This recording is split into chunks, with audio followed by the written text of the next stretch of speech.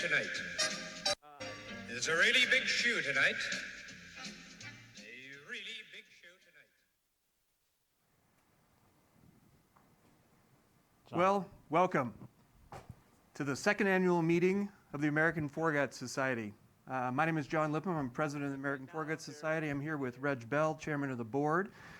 Not exactly the vision we had for this meeting, but 2020 has been nothing but a bunch of surprises. So I'd like to turn it over to Reg, who's kind of going to go through what to expect out of this year's meeting. Thanks, John. And it really has been a remarkable year in many ways. First of all, we'd really like to thank all of you who are on the front lines during many of the most severe parts of COVID, especially those in New York, a couple of our board members. Mike Smith and Felice Schnoll-Sussman, especially, we felt for them as we talked to them through that whole period. John and I have actually been very cautious on all this, and so that you can hear us better, we are going to take off our masks, but with no disrespect to those who've worked so hard. We really wanted to think this meeting through differently, not make it just another boring set of lectures. So we thought we'd start out live, and actually live with some pre-recorded cases, but show you some tips and tricks on how surgery is done and show you some really fun stuff. Just a couple of minor housekeeping things. On the right of your screen, you'll see your email, and below that, two white boxes. The top white box is for you to ask questions during the meeting, during the sessions, and we will try to feed those out and moderate them as we come in. There won't be any responses in the white box below, unlike a typical Zoom chat.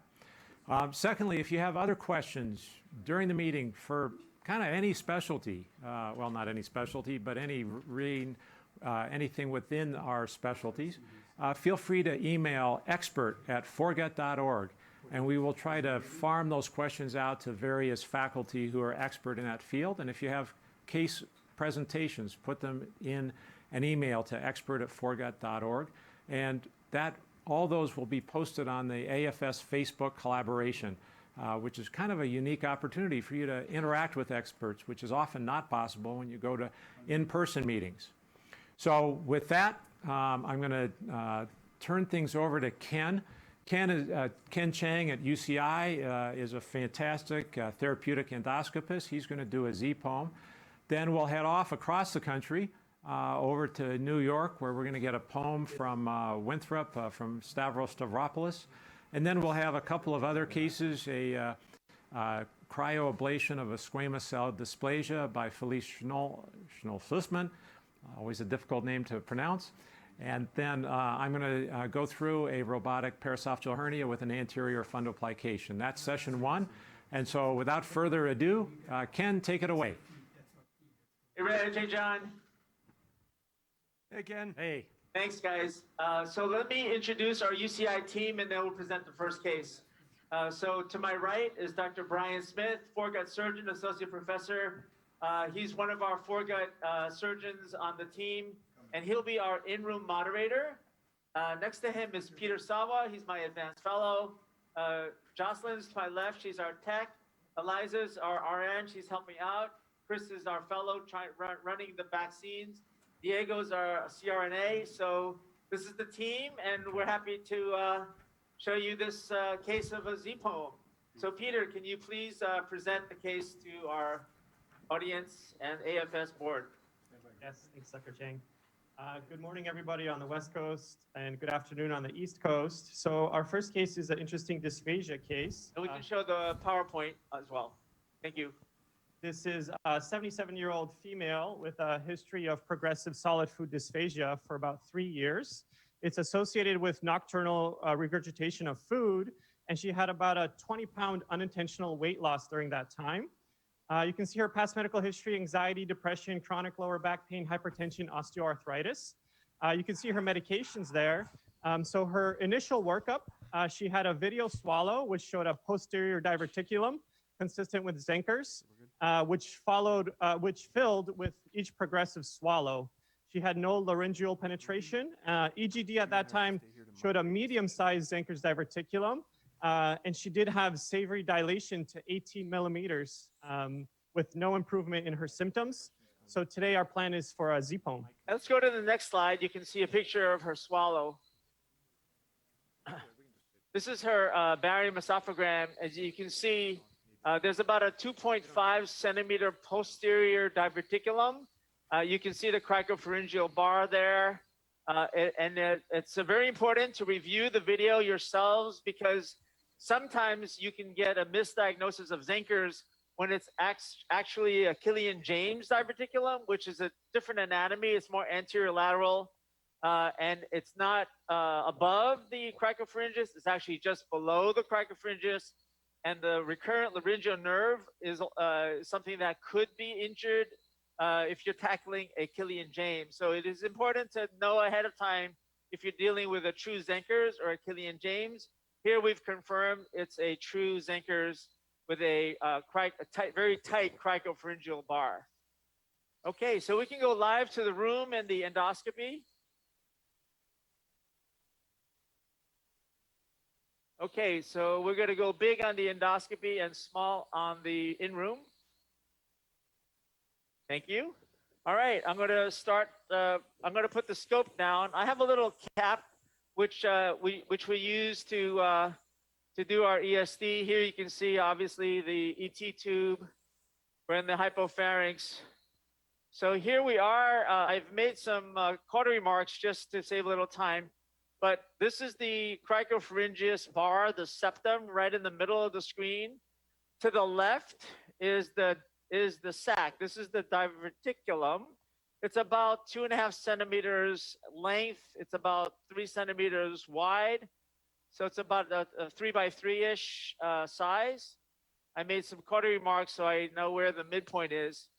And then on the right side, this tiny little slit is actually the pathway to the esophageal lumen. So we're going to try to squeeze through here. It's tight, quite tight. And that's why she has really severe dysphagia, solids, pills get stuck. She wakes up in the middle of the night choking and gagging. So here we're in the esophagus proper. So that's all fine. I did a quick EGD and nothing going on there. So for a Zenker's diverticulum myotomy, you want to make sure you've got all of the landmarks. You want to know where the top of the cricopharyngeus is, and we've measured this point to be at 15 centimeters. We want to know where the depth of the diverticular sac is, and we measured it about 17. So we have those landmarks because once we're inside and we're tunneling, you don't have the visual cues anymore, and you're based on your markings and then what you can see on the muscle. All right, so we've gotten our landmarks. I made some little rabbit trail so I know exactly where the midpoint is of the cricopharyngeal bar, and I'm ready to start the myotomy. So starting the myotomy starts with a simple injection, and then we're going to make a small mucosal incision just large enough to get this scope and cap in.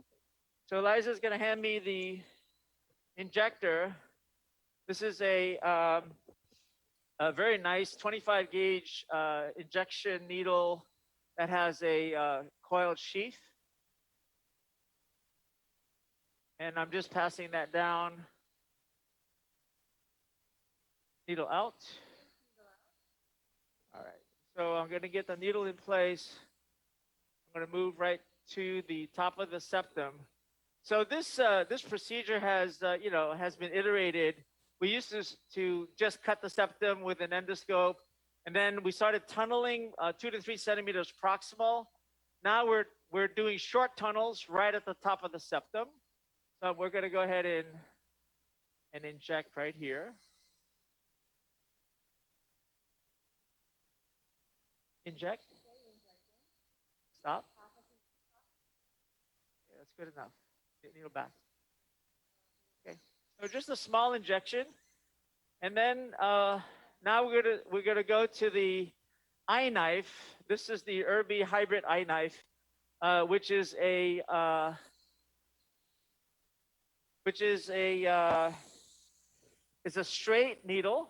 but inside the hollow of the needle, there's a injection port that injects extremely forceful water jet, which then essentially acts like a needle injection inside the cautery cutting needle. So let's needle out. So I just want to show you, perfect. So that's the needle, but if I step on the injection pedal, I want you to see, that's a very, very forceful water jet that can actually do submucosal dissection. So this is a 2-in-1 injection and needle knife. I'm going to come back to the top of the septum now. And our settings are, we have endocut I on the yellow pedal, and we have precise sect 5.6 on the blue pedal. Precise sect is a new setting that comes with the Vio 3. It's a smart energy that samples the impedance 250 million times a second. I can't even think that fast or close to that fast. And it adjusts it. So it's great for handling submucosal vessels and so on. Okay, so here we are at the top. I'm going to start with just a simple tap with the yellow. And then I'm going to give it a little bit of injection. And then I'm going to cut the septum a little bit of the mucosal. So we want to make this just large enough.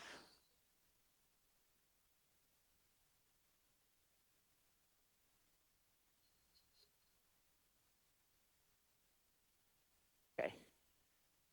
So we're starting the mucosal injection.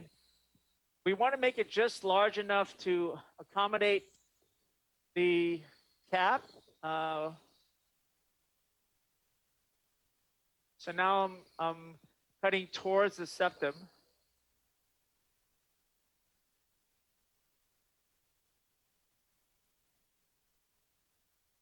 Okay, so I've made that a little wider. I'm going to do a little bit more injection.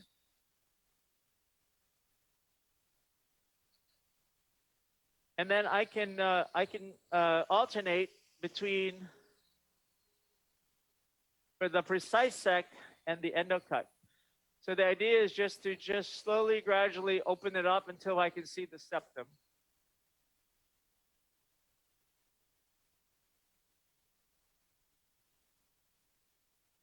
All right, we're getting there. And we don't want to overshoot and hit the other side. So now things are opening up, and we can actually see a little bit of the muscle strand. My needle is just touching the top of the muscle. So I'm going to start injecting on the diverticulum side of the muscle. Because the idea is to create a tunnel on both sides.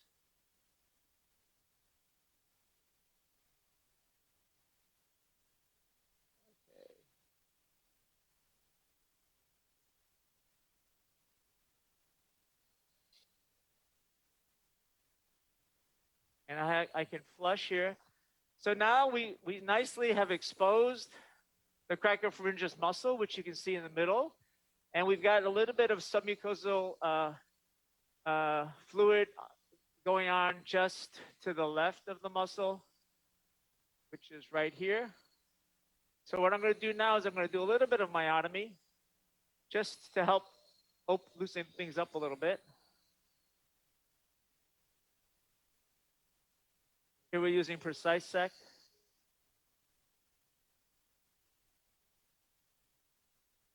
All right. That looks pretty good. So we're going to go ahead and expose a little bit more of that muscle.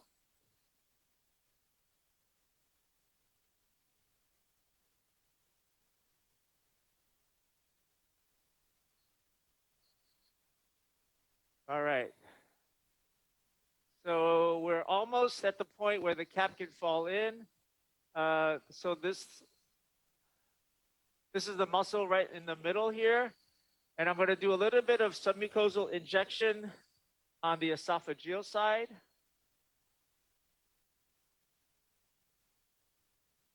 I'm going to expose some of this.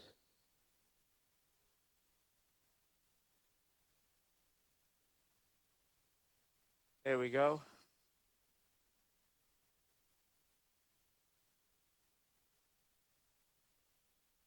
Okay, good. We're almost there. So we're going to open up the mucosa just a little bit more.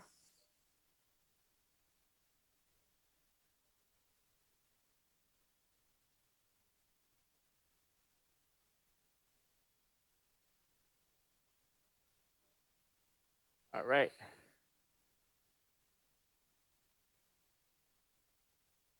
So there's muscle there. I'm going to do a little bit more injection.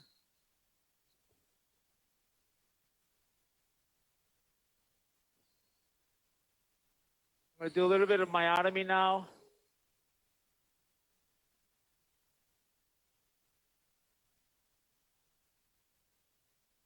Okay, so you can see the myotomy is about a third of the way down. The length is not very long. Her cricopharyngeus is about 2.5 centimeters. So now we're inside our mucosal incision. And we're about halfway done through the case actually right now. Okay, just give me one more second. Let me just show them a little bit more. This is cutting the muscle. Now the muscle is completely cut. You can see it's all the way cut down. That's mediastinum in front of us. So we're pretty much done. I'm going to do some cleaning up. There's a little bit more muscle on the esophageal side. Sometimes the muscularis propria can come up, and I need to do some touch-up myotomy. But you can see here, we've already reached the bottom of the septum, and we've cut the cricopharyngeus, and this is going to be much more open now.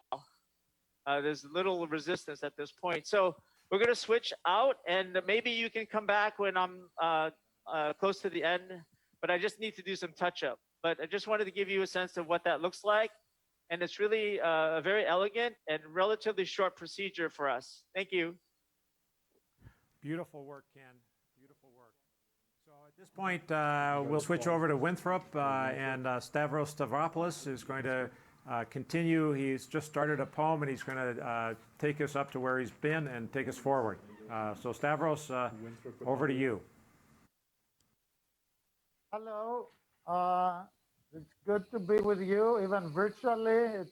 This has been in the planning since last March, so I'm glad it's happening at last.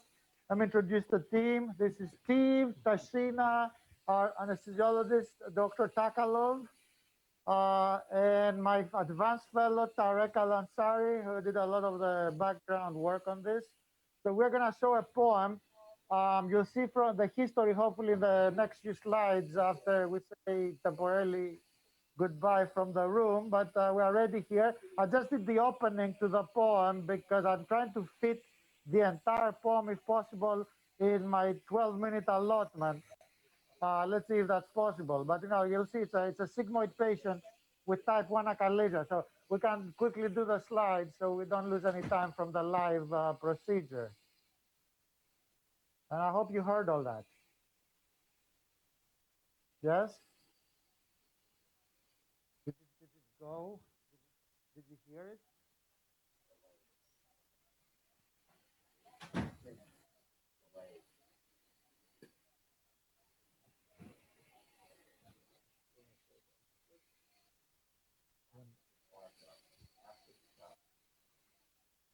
What? So now, are they showing the slides?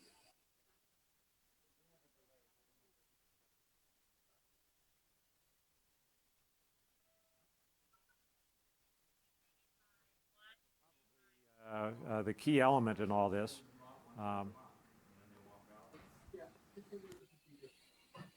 Continue with the procedure. Okay, apparently they can't pull the slides, but I can briefly tell you the history. There's nothing exciting. There's an HRM that shows type 1 achalasia, and there is a an esophagram that shows severe sigmoidization with a 7-centimeter esophagus. She was first diagnosed, this is a young woman in her 30s. She was first diagnosed in 2017, but refused surgery at that time, so she was treated with Botox over the past 3 years. But now she's agreeable to a surgical solution. But in the meantime, we have the esophagram from 2017 and the esophagram now. Her esophagus almost kind of doubled in size, in diameter, and became S2 sigmoid from S1 sigmoid. So I'll show you here endoscopically. There is you can see here the sigmoid part bulging out. And then we ascend up to get to this is the horizontal portion on the barium. We ascend to get to the sphincter. We did an endoflip, which I can show you. The endoflip is here. You can see very tight distensibility, 1.5. With achalasia, things usually run between 0.5 and 1.5. So hopefully you can see the endoflip, very tight sphincter. And now we're proceeding with the poem. So it's very important to pick the right area to do the entry. You can see you don't want to be down into this bulging portion. If you go anteriorly, you'll be almost retroflexed because of the sigmoidization. So you have to go posteriorly, but very close to the sphincter. So it's gonna be a short tunnel, and we'll just cut the sphincter, which is appropriate for a type 1 patient. So here, I made the opening in the appropriate area, and then we are gonna, the high pressure zone starts at about 40. So that means our myotomy through the sphincter will be 43, and maybe 2 centimeters in the cardia will be 45. Usually it's 5 centimeters more from the high pressure zone that the myotomy needs to be extended to. But we always do a pediatric scope transillumination to confirm that we did it to an appropriate length in the cardia. I also used the Vio 3 that you saw from Ken with precise sect on the coagulation side and dry cut on the cutting side.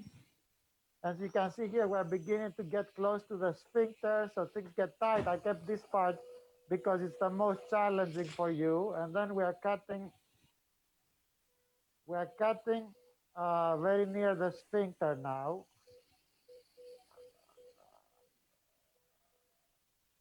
And I'm pushing the sphincter down with my cap and trying to get into the cardia. And as I said, we're looking for approximately 45 centimeters of insertion. That's very approximate in sigmoid patients, and it has to always be measured on withdrawal to take out the loop and be a little more accurate. There's an interesting study by Bapai on some mathematical model to translate length on the scope, taking into account the sigmoidization, but I think it's complicated and I don't think it's very useful. So, and particularly for sigmoid patients, that's why the transillumination with a second pediatric scope from the cardia is very useful, because here the length of the scope is not as accurate because of the sigmoidization, which means that having a transillumination confirm that you are where you think you are in the cardia is very useful. I might not have time to show you this transillumination technique. See, now we're getting to the vessels of the cardia. In particular, there's the Tanaka vessels described by Tanaka, which mark the oblique muscle. And I'll discuss a little bit that muscle. Now we're going to use precise sec to try and coagulate. It may or may not work perfectly. Let's see. Not great. In which case, we have to use the forceps. We are still experimenting with the Vio 3. It coagulates better than the regular Vio, but the precise sec doesn't always work. So if you want to be on the very precautionary side, you can use the grasper for all of these vessels. It just delays things a little, but then so does bleeding. So we're gonna put the forceps down and try to get that vessel that is only partially coagulated. There's the, so we're gonna try and tamponade whatever is bleeding and then coagulate it. So we are close there. We can try a little there and see if that works. And that worked. But now you're beginning to get the idea that the oblique muscles are coming from the left. See, these are the circular muscles. And then you're beginning to see some fibers that from the 7 o'clock position are entering down into the 5 o'clock position where I entered running obliquely. So we have been doing a poem that we call an anti-reflux poem for the past 2.5 years, where we specifically identify and avoid the oblique muscle, which you can see here. You can see how these fibers are running obliquely compared to, say, these fibers that are running, that are clear circular muscle. So there's the oblique muscle running ahead of me. So you can avoid them by staying to the right of that. And they are often demarcated by the Tanaka penetrating vessels that enter right between the oblique muscle and the circular here, at least 2 clusters of them. So that helps identify the oblique muscle. So this is the oblique muscle crossing over. Now in this patient, I don't care about an anti-reflux poem because he has terrible advanced sigmoidization, which will make gravity drainage very difficult. And she's only 31 years old, and we don't want her to get an esophagectomy. So I will, plus young thin women, her BMI is 25, don't have much reflux no matter what. So I think we should dare more on a bigger hole, maybe on the side of dysphagia and drainage rather than on the side of preventing GERD. So anyways, I'll continue dissecting now.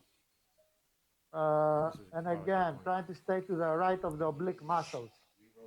Hey, Stavros, it's John Lippum. I'm just, Ken wants us to shoot back and see his finished product. So Sure. let me know when you think a good time to kind of jump back to Ken, and then we'll come back to you. You can go now and then come back whenever you have a moment to see the myotomy. All right, we'll be back in about 5 or 10 minutes. Okay. We'll switch back to Ken.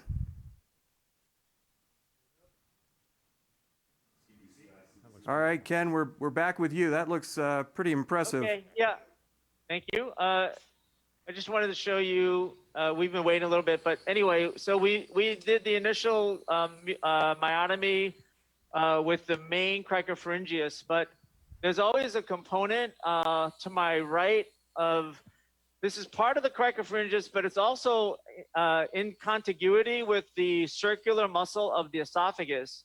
This is the muscularis propria. So this little thin muscle bar, we need to take down to finish the myotomy. To my right is the hypopharyngeal mucosa. To my left is the diverticulum. And I just need to take down with this myotomy, another 1.5 centimeter of myotomy, and then we'll be done. Well, that looks pretty amazing. We do have a couple of questions, if you got some time for, from the membership here. Sure. The first of which is, what advantage do you see with this technique, the Z-poem, compared to the staple technique? Yeah, so with the staple technique, you see how precisely, John, I'm able to watch the muscle and I can cut it as to completion. And with the staple instrument, there's always about a 1 centimeter area where the staples cannot reach. The device itself, the staple gun, has about a 1 centimeter leading edge that the staples don't get to. So almost always with a staple myotomy, you will leave behind a little bit of muscle. And that is, that can result in residual symptoms for the patients. So we've had a number of referrals for redo myotomies after a staple myotomy. Well, that kind of leads into the next question, and you're right. With the stapled technique, you know, generally you need a diverticulum that's at least 3 centimeters or so, preferably 4, to get across all that cricopharyngeus. So the question here that the membership asks is, are there characteristics of Azankers that are good candidates? Conversely, are there ones that are bad candidates to have this technique done? Yeah, so we can do a cricomyotomy with no Zenkers. And we've done that in cases of a very tight cricopharyngeal bar.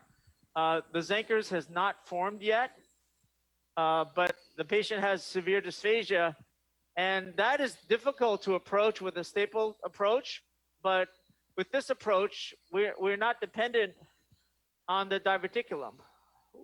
We just look at the muscle like we're doing here, and we're cutting, muscle fiber by muscle fiber.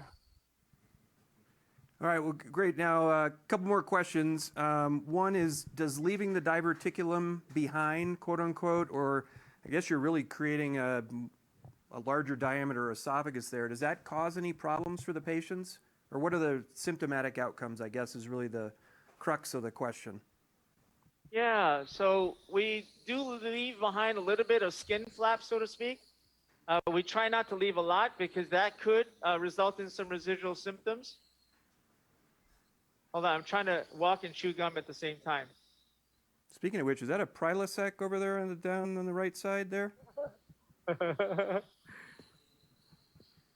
Okay, I've gotten quite a ways down. So, sorry, get to your question in a second. So right now I'm at about 17, 18 centimeters. I don't have much more that I need to cut, maybe another half a centimeter, and then I'll be more or less on top of esophageal circular muscle. So yeah, so that little skin flap, we try not to leave much behind. And so we're moving more and more to obliterating it.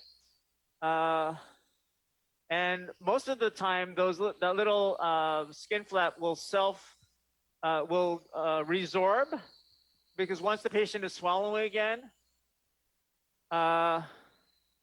so now we're down to 18 centimeters. And so that's esophageal circular muscle now. We don't need to go any further. So as I come back, you'll see the depth of how far I've gotten. So that's more than 3 centimeters. And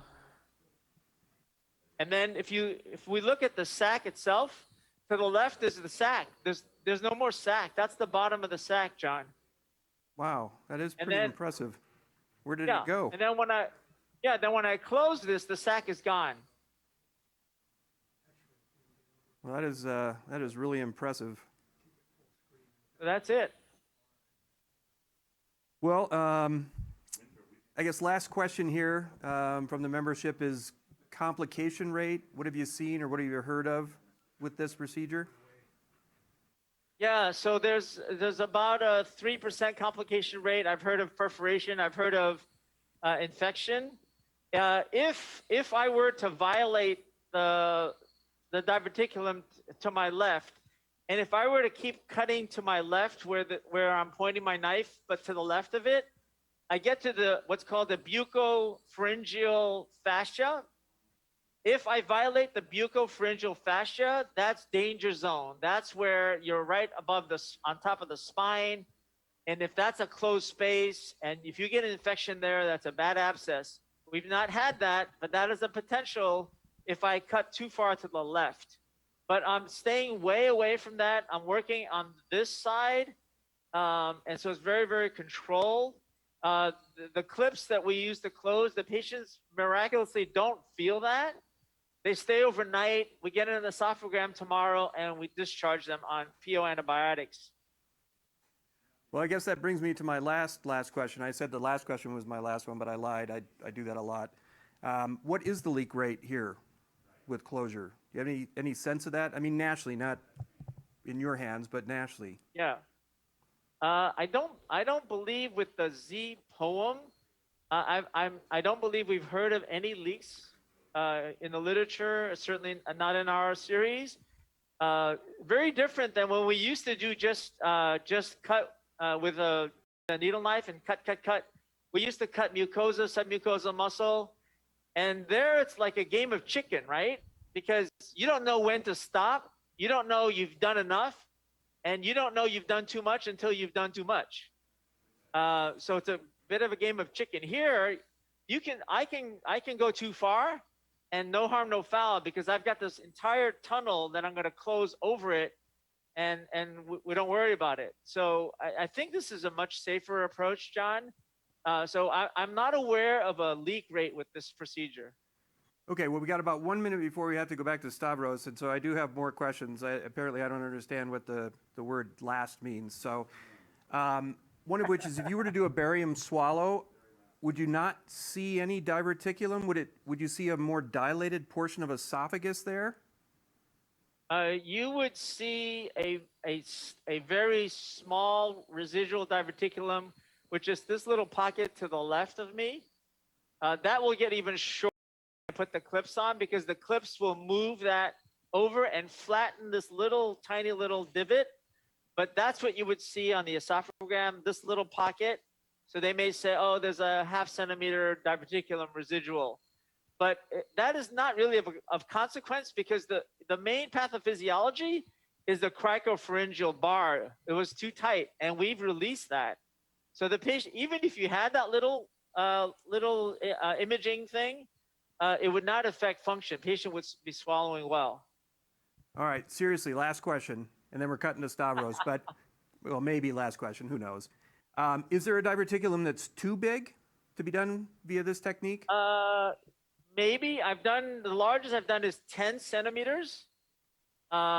We do use different techniques. We use the scissor SB knife to cut down on that, and then closure is a little bit more challenging.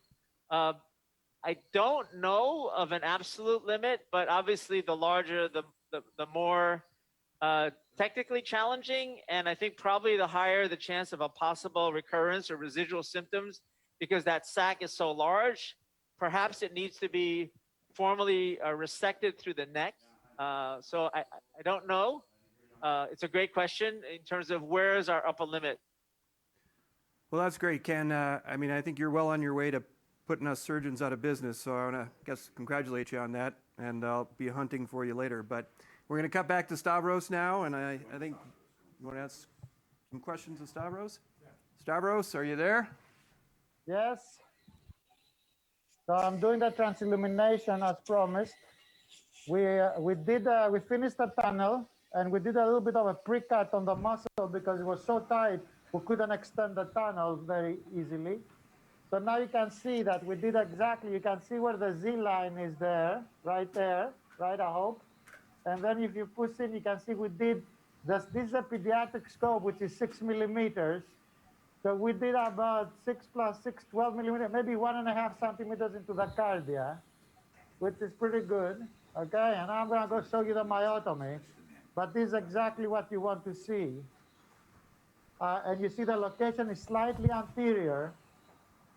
Anterior is down, posterior is up, fundus on the left. So we are slightly anterior at the 2 o'clock position if you look from the esophagus.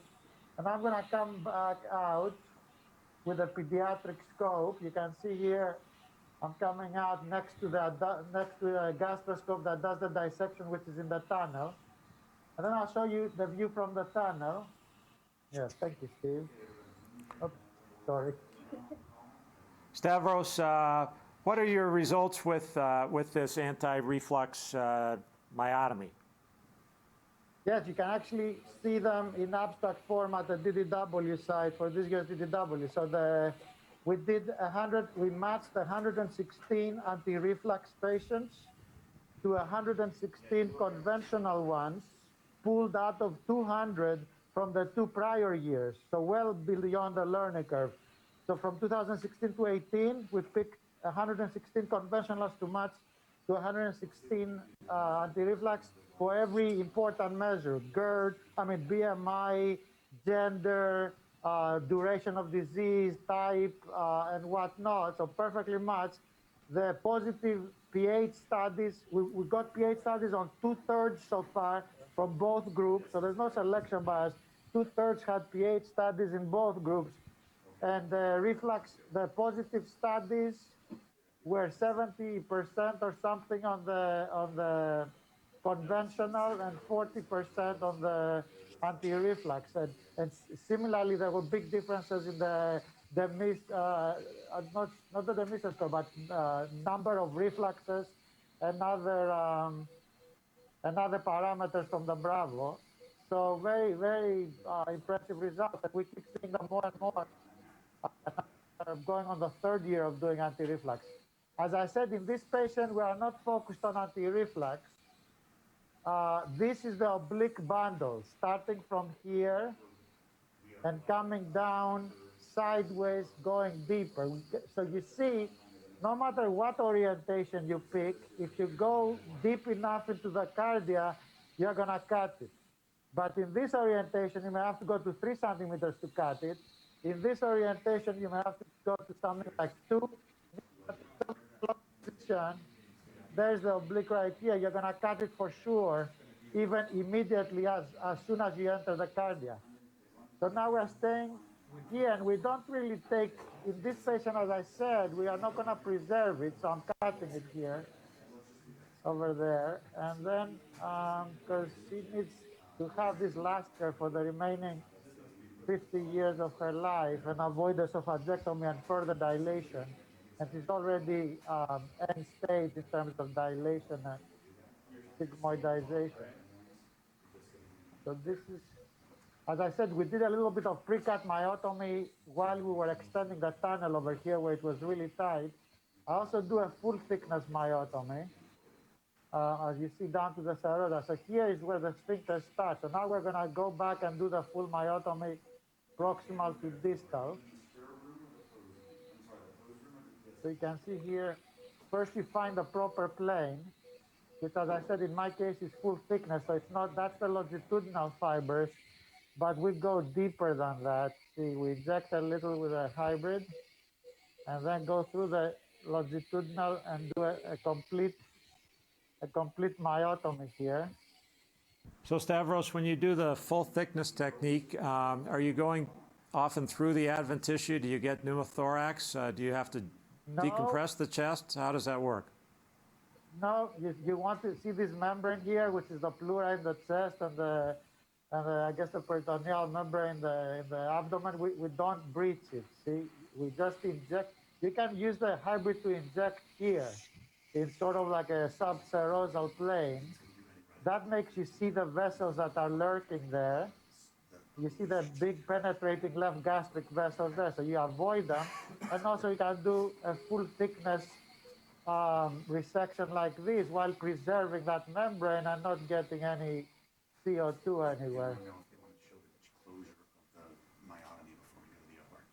So you can very precisely just pick them off like this. So see, the membrane is preserved, and so are those big vessels that are waiting to trip you.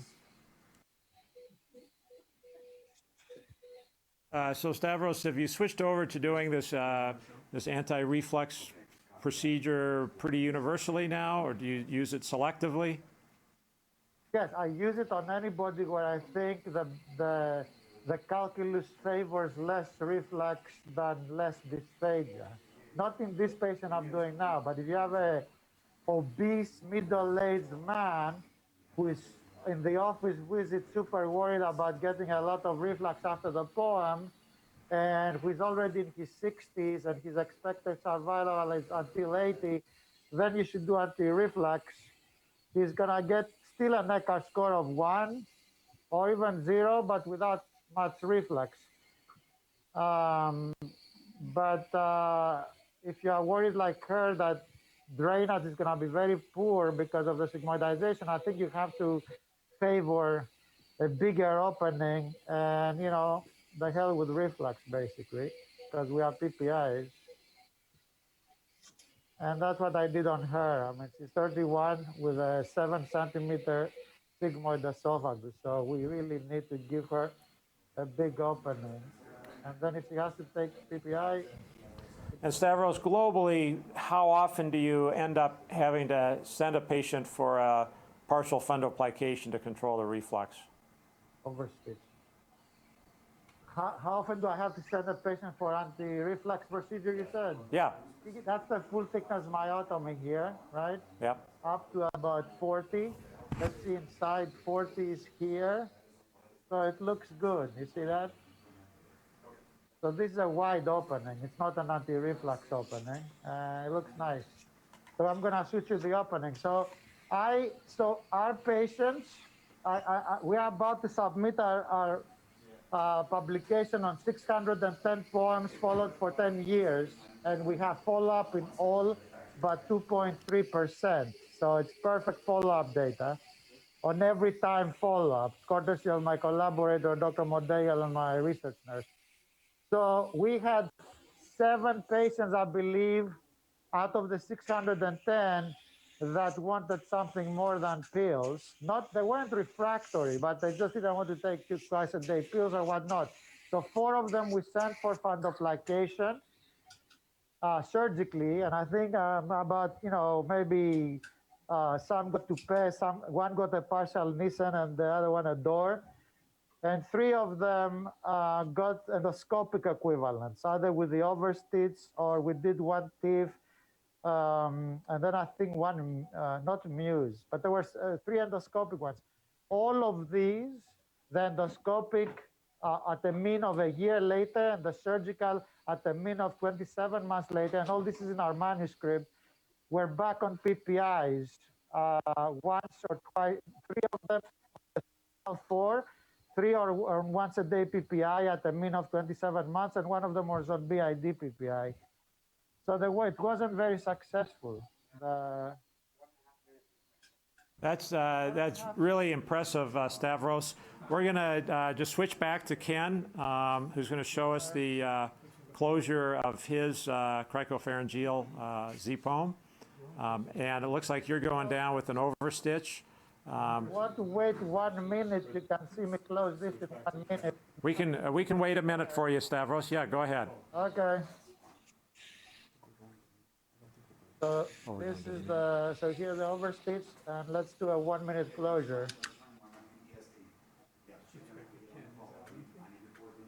And I've been using overstitch for the last 7, 8 years because I think it's more, it's more reliable than clips. If you see studies that do second look endoscopies, they show something like 5 to 10% missing clips 24 hours later. It's a bit disturbing to me. It doesn't necessarily translate into a leak, but why do that when we can do this in a minute or 2? It just appears to be so much more secure.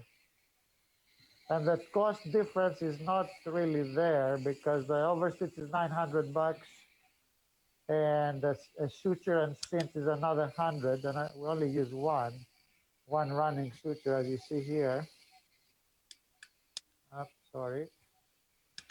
So yeah, so it's very similar to 5 or 6 clips of the usual variety. Now there are cheaper clips now, so the calculus may change a little, but it's just so secure to close this way that I don't think that's a little tricky there at the end. A little tricky.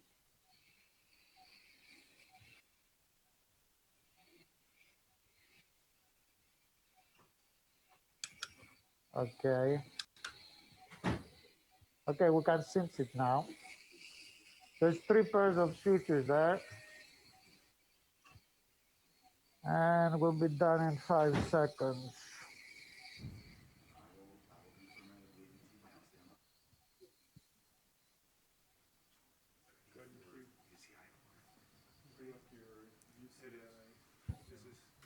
One, 2, 3.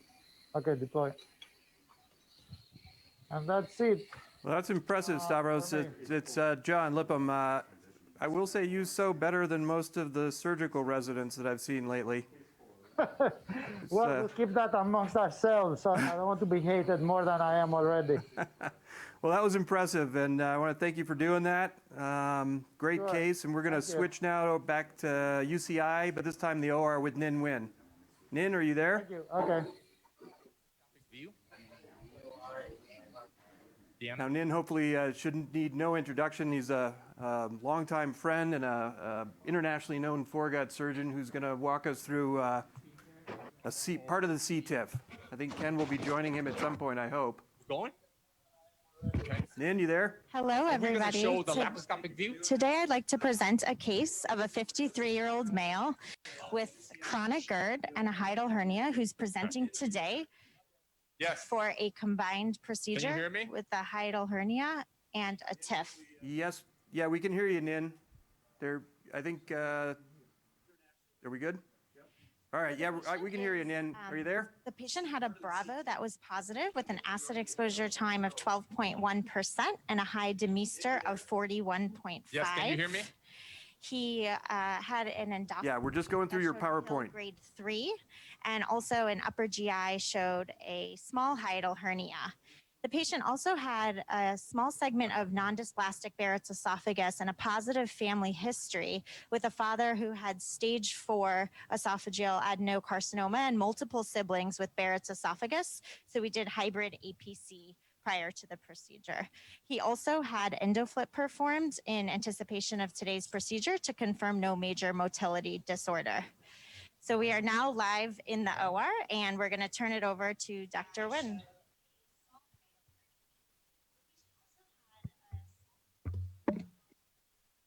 Hi, John. Can you hear me? Yes, I can hear you, Nin. I think we're working on your video feed right now, so Okay. give us just 1 second. Today, we're going to be doing a laparoscopic hiatal hernia repair in combination with a transoral incisionless fundoplication. Even though this patient has a Hill grade 3, as you can see here, this is a relatively large defect of the hiatus here. You can see right there. So I think what we're doing is we're underestimating the size of the hiatal hernia here. Upper GI also demonstrated a very small hiatal hernia.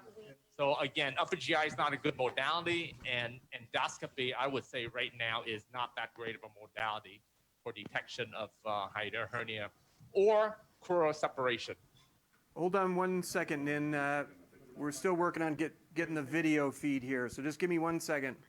Oh, there we Okay. go. Now we got the video feed. So maybe if you could just point out the hernia again real quick. Yeah, I'll show you. We just got in the abdomen, as you can see here. It's a relatively big hernia. Look, we can herniate the entire gastric cardia into the mediastinum. And this is called a Hill grade 3, and also a small hiatal hernia based on an upper GI study. So I think we just have to have an understanding that we are currently underestimating hiatal hernia and crural separation. So, for this procedure, we'll just go ahead and lengthen the esophagus, mobilize the esophagus, try to get 3 centimeter intra-abdominal esophageal segment. Have you seen that in your practice, John, with regarding to the underestimation of the hiatal hernia? Yeah, I would agree with you, Nin. It's almost worthless, our pre-op evaluation. I think maybe manometry is a little more accurate, but endoscopy and barium, frequently we get in there and the defect, the crural separation is way more than what we would have thought. Nin, one of the things that we found early on doing TIFs was to retroflex the scope and actually try to pull it back into the hiatus and see if we could actually, on retroflex, see the sort of transverse dimensions of the hiatus. So it's sometimes a pretty provocative maneuver that we did that really helped us, I think, assess that. Not that it doesn't at times miss that, especially if there's a lot of fat, peri-GE junction fat.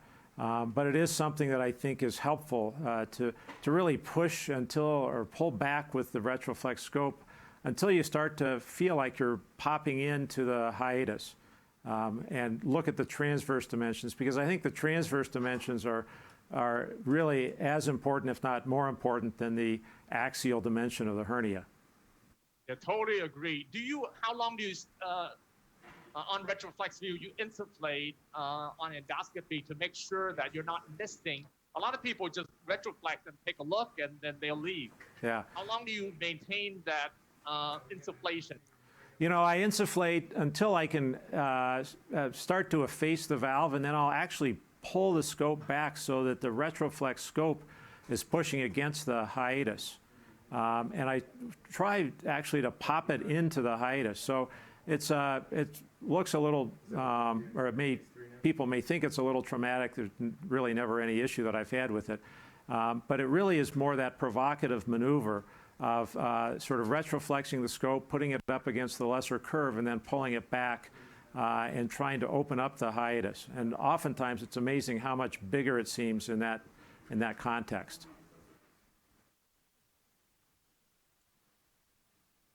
There's some little blood vessel here. So come on in a little bit. So do you do anything else with regarding to testing for hydral hernia beside upper GI and endoscopy? Any other maneuver? You know, I think manometry at times is helpful if we see a hiatal hernia. But, you know, I really think the next step we need to go in manometry is to actually understand, I guess they'd say, the inspiratory augmentation of the crural effect, so that we get a feeling of whether it's not just a hernia per se, but whether we have a physiologically effective crura. And I know John Pandolfino's done a little work on this. We just haven't found a good way to standardize it. But certainly a patient who, even if they don't have a hernia, has almost no inspiratory augmentation of the high pressure zone, probably has a bigger defect than we may be picking up on otherwise. And that would lead me towards saying also that we would sort of want to think about evaluating and repairing the crural diaphragm to get that crural component back in terms of the high pressure zone to prevent reflux. Okay, how much esophageal length do you normally try to get? You know, it's something that we've had this sort of dogma that we need 3 centimeters. But honestly, in a normal patient, the PE membrane is at the lower edge of the diaphragm. So the 3 centimeters that we've talked about needing, some of that is kind of artificial so that you can do a Nissen. So you can, because the Nissen has to go around the esophagus. So, and you need 3 centimeters of esophagus to wrap it around posteriorly. You probably don't need as much to do an anterior fundo. You probably need 7 millimeters to do a lynx. And if you think about where the high pressure zone ends, when you do a Heller myotomy, you go below the angle of His on the anterior aspect. So the LES doesn't end at the angle of His manometrically. It goes beyond that. So the idea that you need 3 centimeters visible to get a good intra-abdominal length to the esophagus, I think, is also somewhat, not false, but it may not be necessary. So, you know, from my point of view, I think what we really need is enough length to do whatever anti-reflux procedure we're going to do. And it may be that this 3 centimeters that we've aimed for a Nissen may be an artificial tension that we're ending up putting on the esophagus, because natively the esophagus is not that low. Anyway, that's just my personal bias, but So, Reg, very good discussion. You know, I think for the tip, it's a little bit different. We're trying to create a GE flap valve, and the longer the valve, we believe you're going to get a better anti-reflux. So we try to achieve this about 3 centimeters. But not only that, what we understand from the tip is that if you just do tip alone without what I'm doing right now, you won't have a nice of a valve and a length of the valve. The longer the valve, what we're doing here is giving Ken Chang the ability to create a longer valve, essentially. yeah, I would agree with that, absolutely, Nen. And I think also, and I suspect you'll point this out, but also there's a GE fat pad, and if depending on how big that is, it can interfere with the fasteners going across and sort of getting the fundus up around the esophagus and coapting it to that. So at least in the limited experience that we had doing a few combined TIFs, we made sure that we took down that fat pad. I don't know if that's still your practice or not, but something I think to sort of be cognizant of in terms of the way that the TIF device works and its ability to penetrate through tissue. Right. Hey, Nan, So- it's John again. A couple of questions from the Yeah. membership. I think you've partially answered one of them, but the first being, when you're doing or when you're planning a CTIF, is your dissection any different than if you were doing a Nissen or a door or toupee? Not really, John. I think we got to follow the same surgical principle. You know, I don't do much different. I mean, one thing I do with the Nissen that I don't do here is that obviously once we create the Nissen, we PEC against here. There is no PEC, of the esophagus anywhere, because what we want Ken Chang is to pull this valve down and recreate the angled hiss. So come on in, please. This is what we mean by recreation of our angled hiss. We take this. This is what Ken's going to do. Very similar to that of the Nissen, okay? But his is a little different, okay? His provide a wrap against what we call is a backstop, which is right here. This is the backstop, which is on the right side of the esophageal here. We have enough intra-abdominal length, so this way, this doesn't herniate back into the mediastinum, and this will create the flat valve. Now, I guess the corollary to that question is, do you take the short gastric vessels down routinely then when doing this for a CTIF? It depends on the size of the hiatal hernia. I mean, some of the larger size, like this one, we're probably going to put a piece of mesh in also.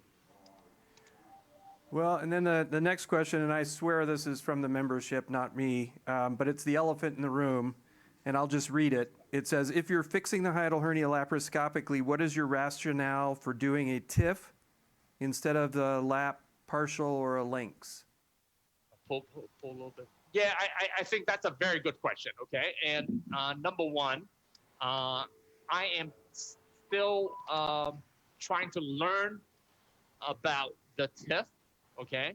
I am not 100% convinced, but we are proceeding with a randomized trial, and you're part of that trial of looking at Nissen fundoplication versus hiatal hernia repair with TIF.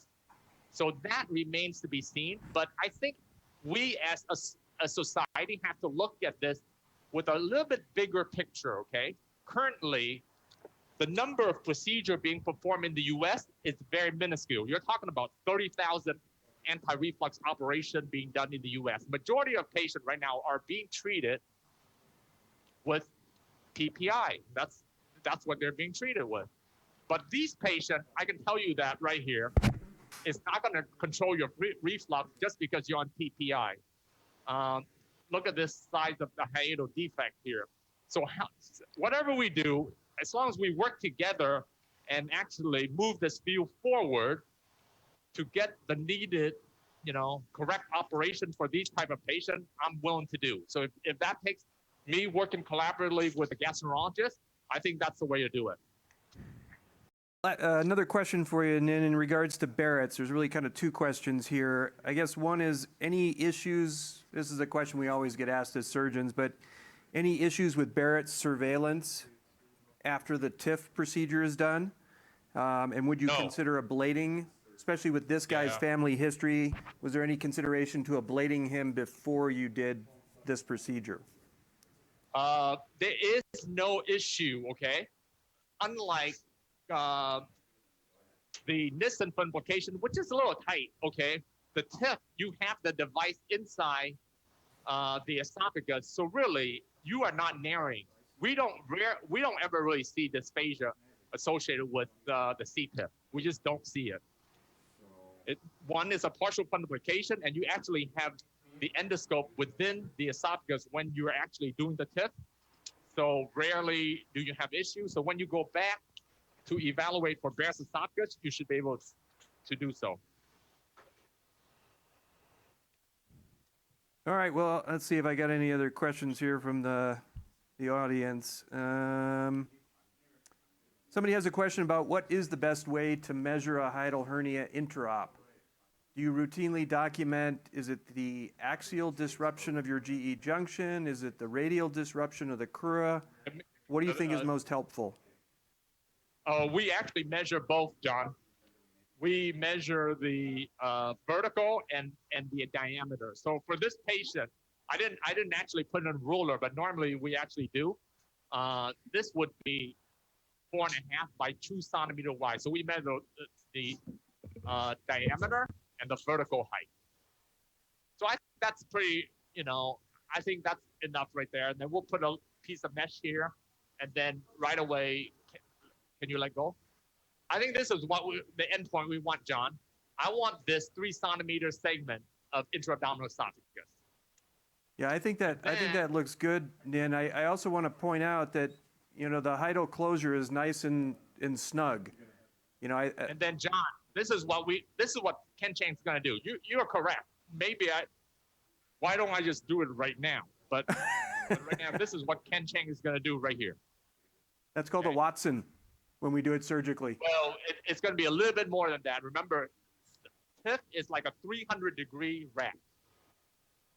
300 degree. That's what a TIF is. It's around 300 degrees. Okay.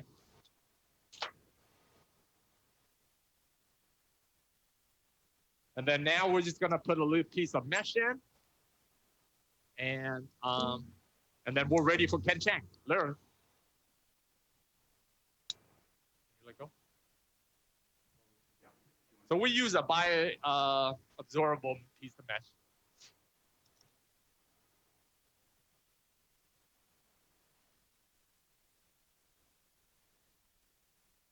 Can you put the endoscope down?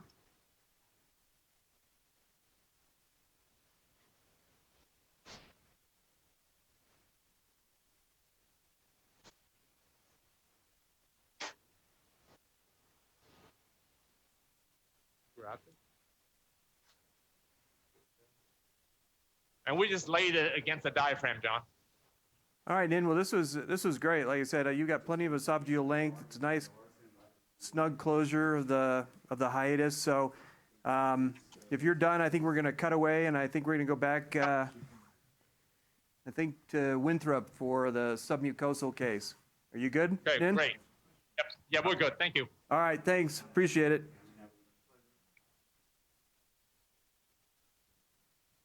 All right, Stavros, we're back with you. Maybe you can give us a little background on what you're going to be doing here.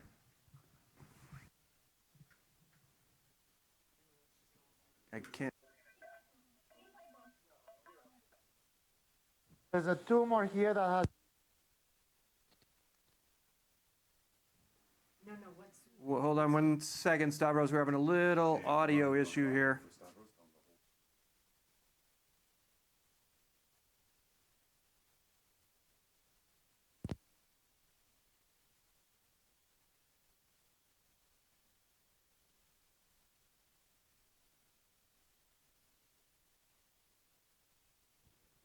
All right, Stavros, maybe try again, see if, sing for me.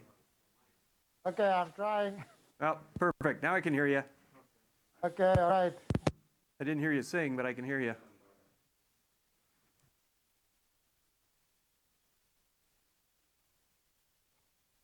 Okay, leave it. I think it's gonna stay. Okay.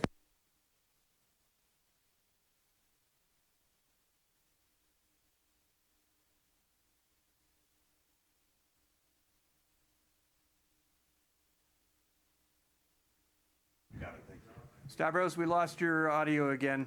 Hold on 1 second. I'm not sure what the issue is. Yeah.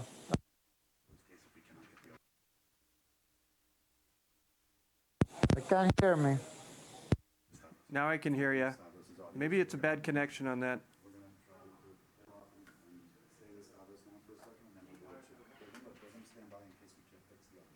Yeah, I'm not hearing you right now, Stavros. Do you want to go to the Brigham? We can go to the Brigham for the proposed case.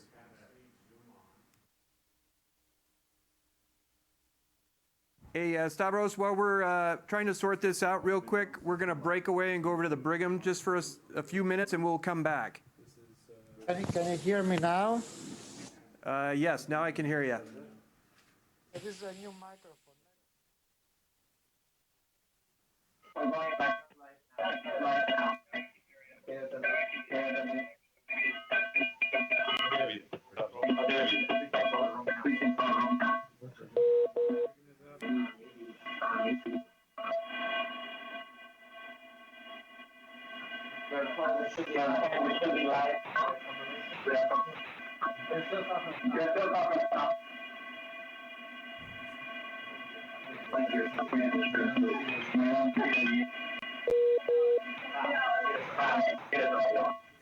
All right, we're now back over to, or now we're at the Brigham. Can you guys hear us?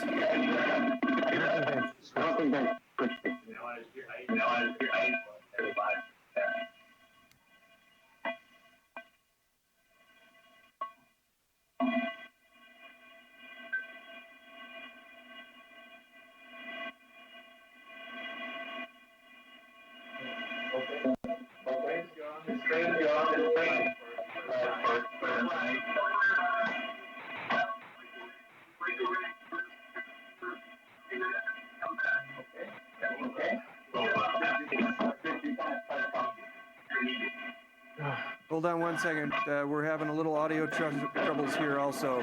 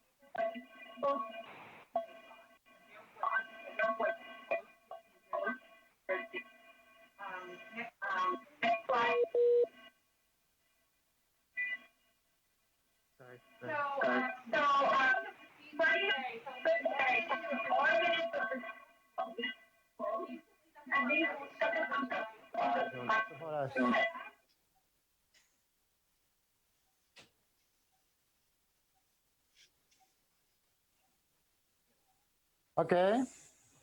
Okay.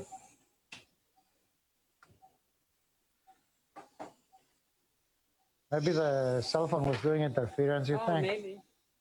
It was in my pocket right next to the microphone. Shut down the whole conference. But now I don't hear them. Uh-oh. Just tell them I don't hear them. I don't hear them. I just took it off. I can't hear them though. You want to give it to Vanessa to keep John, on that side? do you want to check and see what it shows on the transmission? Yeah, but we need to know now what's happening. Give your phone to Vanessa so she can move it all the way away. Oh, kind of monitor what's happening. I want to make sure that your battery pack isn't. Let me move out. On that one. Oh, God. Them. He can't hear them either. No, you're on. Stavros is on. You're fine. You're on. There, it's them. You're live. Yep. I'm live? Okay, so that, I cannot hear them though. Can they hear me? Yeah, they can hear. Okay, anyway, I can't hear you, but I think you can hear me. So I'm just gonna show you. So as I was saying, elderly Chinese woman had this followed for 4 years. Can you make sure that they hear me? Okay. For 4 years, last week, USS 2018, 2020, it increased in size. CAT scan showed, FNA showed the gist with immunostain positive for dog 1, etc. And half of it is extending beyond the stomach under the left lobe of the liver. So it's about 50% intraluminal, 50% extraluminal. So it's a real full thickness resection to get this. So it's a cyst that is 2 centimeters or bigger, that increased in size, and it's a 70-year-old healthy woman. So it's a very perfectly indicated for resection. And you see it's very close to the G junction there, which would make surgery challenging. So she had a surgical consultation. Overall, they thought that trying endoscopically sounded reasonable. And then the debate was, should we try tunnel approach or direct EFTR by carving it out and suturing? The problem with the tunnel approach is, as you can see, it's on the anterior wall near the fundus. I'll show you what it looks from the esophagus. So the esophagus, you have a tight sphincter, and then this all the way up there. And we are using a Fujiscope here that has excellent retroflexion, really superior to the Olympuscope. So I have good retroflexion, good up dial, but still making a tunnel go down over the sphincter, then ascend into the anterior stomach and resect everything within the tunnel while the tumor is 50. It's not like a leiomyoma where stairs are good because they just involve the circular layer and you can carve them out sometimes without even removing the entire muscle. This is going to be completely sticking out in the peritoneal cavity. So trying to cut this circumferential resection while in a tunnel with a scope sitting on the mucosa of the tunnel means that you're going to get up with a damaged tunnel, burned, ischemic, purple, white, and then you could have general failure of the tunnel, and you could end up converting them to a full thickness, and now you have nowhere to put your sutures because the mucosa and the submucosa have been eroded all the way around, so you can get into a difficult position. So I'm thinking I'll go straight, even though it's a little more adrenaline inducing the EFTR compared to the tunnel approach. I think this really would benefit from a direct EFTR approach. Remove the tumor suture. The suture is going to be the most difficult part of the resection, I think, because the overstitch on the double channel is not going to reach here very easily. But we can do things like use the Pathfinder, shape lock over tube, and things like that. Police can take one of those spots. But I can hear something very low. Can you hear? Maybe if you hear what they say, John, you can tell me. So once we're done with Okay. one of the sites, probably Winthrop, I think, then we can pull you in. Okay? Okay, open. In the meantime, you'll just, okay. Check. Check.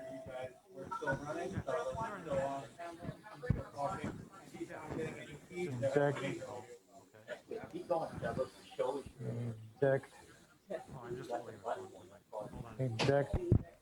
Hey, Kate. Check. Check. Yeah. Okay, we're using the Orize gel there to lift a little.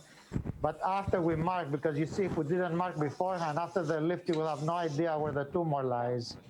The submucosal tumors disappear as soon as you try to lift. So we mark them so we know where to enter. And now, again, using the Fuji retroflexion here, which is great, we can get all the way to the top of the tumor, almost touching our scope. Very nice retroflexion. And we are going to go right through this from here, and then maybe hit it unretroflex from the esophagus as well. You want to? Yeah, the hybrid. And then we may need some traction, probably from the esophageal side down to the mid-body to peel it towards the distal stomach. But we'll see how it all works out.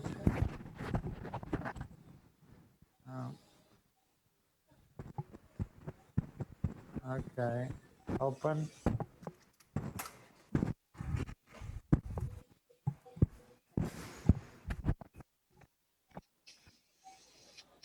I think I still cannot hear you because it's awful silent. So I'll just keep talking. We are going to go right on the marks. We are using again the hybrid knife. And the cardia is obviously very vascular, so we are using a coagulation current to do the incision.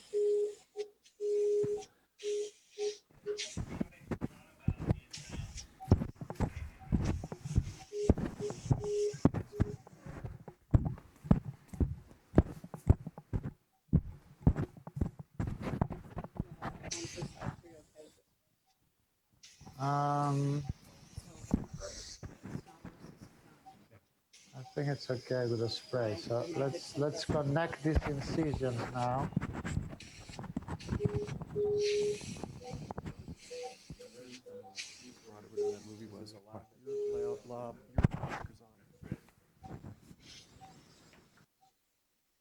So the initial part is like an ESD. You need to get into the submucosal plane and find the capsule of the tumor, and that then will guide the resection further. Then you start following the capsule wherever it goes, including deep into the muscle and through the muscle. But first, we need to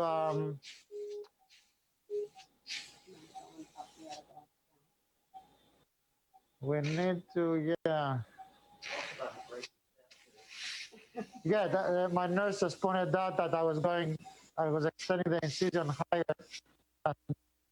right into the tumor there. See, I took a wrong turn, but she pointed out this immediately, Tashina, so I'm correcting my ways here.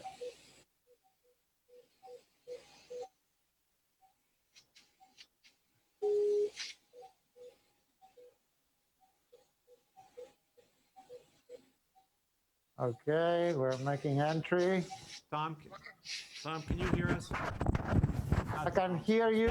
I can hear you at a very low volume. Yes, I can. Okay. Hear you. Okay, Stavros. I mistakenly called you Tom because I had a friend named Tom Stavros. Okay. Okay. Anyway, Felice is here also to kind of comment through a kind of jury rig system. So say hi, Felice. Hi, Stavros. Hi, Felice. How are you? All right. How are you? Good. Hey, listen, Stavros, for the gastroenterologist in the audience, to be able to do this type of technique, what type of lesions what location would be the easiest for them to try to tackle doing this type of technique within the GI tract? Where should they start? Is there a certain size lesion that they should start with? What's the best place for the novice to start to do something like this? Okay, great question. So initially, I think you have to reach proficiency in ESD. So I think you shouldn't be doing this until you do a combined maybe something like 200 submucosal endoscopies. And this could be G-points, ESDs. I think you should do at least 200 of those to be familiar with hemostasis and planes and all that. So once you do that and you're ready for EFPR or STER, the leiomyomas tend to be much easier than the GIST or the other mesenchymal tumors. So leiomyomas that need to come out are a good starting point. So Stavros, just a quick question. Brigham is ready with a pose. When's a good time to break from you? Oh, this gonna be a long case. This is a typical. If this was in the antrum or the posterior cardia, it would be half the time. But the anterior cardia is, as you see, retroflex continuously is difficult. So this gonna be. I'm hoping, best case scenario, I can show you the end of this at 5 o'clock. So yeah, you can come back whenever. I'm gonna be working at this. Okay. Okay, we'll take a break now, and we'll move over to Brigham. Yeah. Sure. 30 seconds or so. Can we mag out so you can see us all? Yeah. Try it. If it doesn't work, I'm sorry. Well, welcome, Boston. Yeah, I'm trying. I don't know what. So you're good to go, Boston. Well, welcome to Boston. I'm here with our team here to do a pose procedure. And I'm here with Dr. Said Girapino. She's the director of our bariatric fellowship. We have a few bariatric fellows that will be helping us, and our nurse here, Brian Dooley, who's done a bunch of these cases with us. So we're doing a pose procedure, as you heard. And I'm going to have Dr. Girapino tell you about the case and our plication pattern that we intend to use. Hello, everyone. Welcome to the Brigham. So today we have a 38-year-old lady. She has class 1 obesity with a BMI of 34, pre-diabetes, PCOS. So she has tried lifestyle modification and strength training, but unfortunately she's unable to achieve clinically significant weight loss. And that's why she's here with us today for this proposal. So next slide, we're going to see the plication pattern that we're planning on using today. We call this a belt and suspender plication pattern. So you can see in the 3 lines, so that represents the belt plication. So we're going to start out in the distal. Brigham, we're having a hard time hearing you. Voice is very quiet. So the body of the stomach, where we're going to do a suspender plication pattern. So we're going to reduce the length, and then we come up to the proximal body, and then we're going to further reduce the width. All right, thank you. Can you hear me there? Elise, do you mind muting yourself? Yep. There you go. Perfect. All right, so we're back in the room here, and this is the device that we're going to be using today. It is like a large endoscope, and it has. And certainly unmute whenever you want to. These are quite large. Make a comment. About 7 millimeters in diameter, so they can handle large instruments like our plication device, and also accommodates an endoscope. And so this is what we're going to be using, and we're going to get right into it, I guess, and start. If we can get the endo view, it'd be great. We're going to have to find a break sometime to show some of the pre-recorded, or we show them all at the end. What's your thought? So do we have things keep on moving along? Just show them all at the end. Do we have the endo view, please? Yeah. I'm not switching it. We need the endoscopy view. Thank you. Perfect. So here we are, and you can see we're looking at the lesser curve, kind of on the right. And I like to trace this down Please. To the incisura. Someone wants to know what pose is, so I'm going to unmute you. And I like to kind of run this helix down right along here and kind of mark out of my first surgery endoluminal. Which is generally right across here. Pose, P-O-S-E. And then we're going to have to come down on the endoscopic techniques. It's you place gastric transluminal plicators in the fundus and the preanal area, and it sort of triggers early physiologic feedback of thirst and less hunger. So we'll go down to about 12, and we're going to go to a flow of high. So I like to see the stomach come in like this. Tap the suction just a little bit. So I'm trying to acquire the tissue. We work very far back with this procedure. That's good. And so we're trying to get that tissue to come in kind of gently. Then we're going to run the plicating device down. This is a very large plicating device. We're going to run it down, and we're shooting, as Dr. Girapino described, we're kind of shooting up and down, try to create a belt here if we can. And she's trying to keep that at 5 o'clock if she can. And now we're going to pull that tissue back and go ahead and suction it down a little. Drop the pressure down maybe to 8. We're going to get a nice big plication, and you can see that tissue coming back. And it just keeps coming back. And then the jaws look pretty full right there. And that's where we're going to take our first bite. So now what I'm doing, I'm closing the device and I'm passing a hollow needle through that fold of tissue. Through that hollow needle, I place a tissue anchor. I then pull back the needle, open the jaws up, kind of free this. I'm going to release my tissue helix and release a second tissue anchor. Now, and then I'm going to pull these together and really tighten it up. So this is a very robust plication we just formed here, consuming a lot of tissue in that distal stomach. I'm now cinching this together, pulling it tight, and then I'm going to release this from the device. And I'm going to cut that free. We got our first plication right there. So that's what it looks like. Now we're going to keep doing this several times. In that pattern that Dr. European described, trying to create a distal belt, reducing the width of the stomach, and then run suspender plications up along the greater curvature to shorten the stomach. And we think this has an effect on motility and really does contribute to that considerable weight loss that patients get.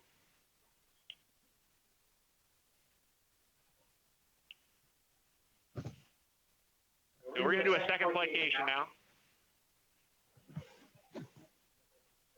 And generally, we'll try to go just above the first one here. You can see we get a nice kind of purchase of tissue there. We come in and try to catch some of the base of this prior plication if we can.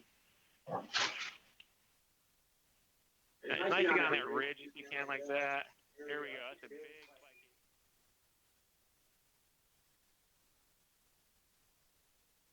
Well,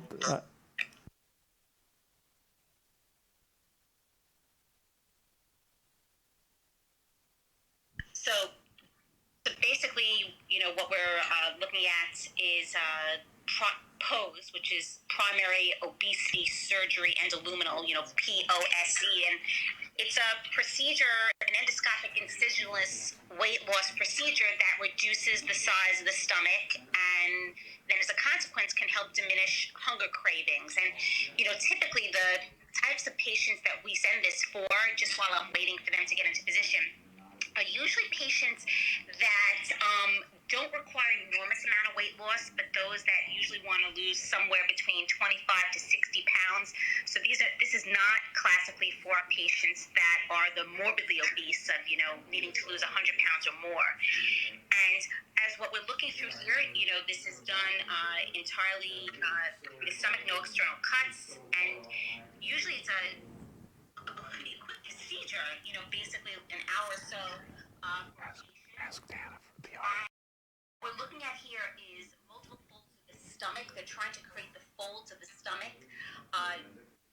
Making these additional folds of the stomach created by the POSE procedure will reduce the size and the capacity of the stomach to then limit the food intake and diminish hunger. So we're seeing them pull now. I'm having some difficulty seeing it, but you can see how they're now making these folds, additional folds within the stomach itself, and actually creating, a smaller pouch of the stomach. And typically, like in the patient that they spoke about in the case, usually it's the ideal solution for patients who've not had success with diet and exercise, and for those who perhaps either because of insurance purposes or others, don't actually qualify for a more extensive type of bariatric surgery. And Felice, is any of this covered? So, Okay. it's considered investigational for weight loss and really sort of performed right now only at a few select locations. So it's actually, quite an honor to be able to see this done. And then as a consequence of that, obviously, when you have things that are considered investigational, it can be very challenging to get insurance coverage. Okay. Felice, we're going to switch back to Brigham. I think they fixed their audio issue. Hi there. So we're just about done with our distal belt. As you can tell, we're really trying to reduce the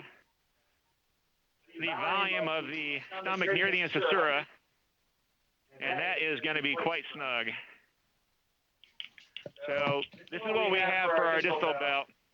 This is now the exit to the stomach. So you can tell that's going to slow food down quite a bit. So now what we're going to start focusing on is reducing the length of the stomach. So instead of going vertically across the stomach down here, we're going to be going longitudinally along the greater curve.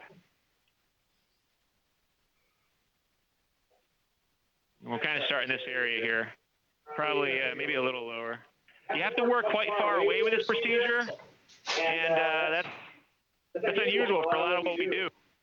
We like to get right up close. But for this, it really helps to work farther away. I might get a little higher, kind of like this. So I'm not sure if we can also see my hands when we're doing this, but I can walk through the steps if we can get the room to zoom in on the hands as well. So we do about 30 a month. We're doing a good number of these between primary procedures like this and various revisions for sleeve gastrectomy and other similar.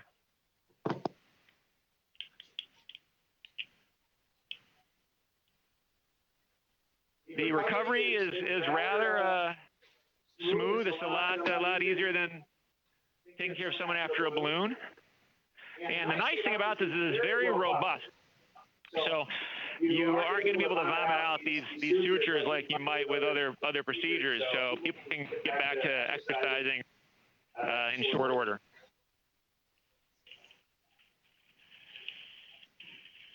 Should I go here? What do you think? Am I going to go up in there? Am I take that? Okay. Want me to do an overlap? Okay. Maybe I'll shoot this direction then. Yeah, try to hit that. Any questions about this one?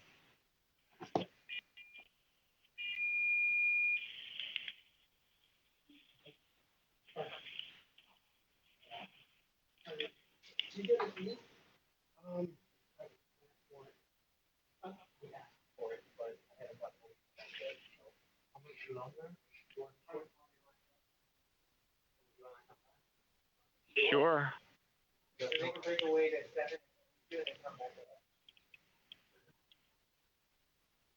They're breaking away? Okay. So, yeah, as you can see here, Brian is loading a new catheter down the plication device. And this really is a needle with a tissue anchor system inside of the needle. So this is what you see that's kind of running through the tissue and that's being left in place there. Brigham, we're going to switch over to UCI doing a TIF in just a minute or so. We'll come back to you as things progress. Fascinating procedure that you're doing there. Thank you.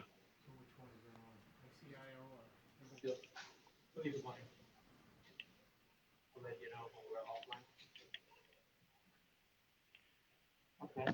I'll let them know. We can see the endo, please.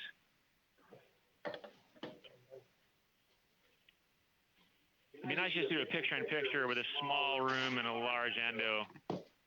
That'd be great to do if we can. Gotcha. Suction down.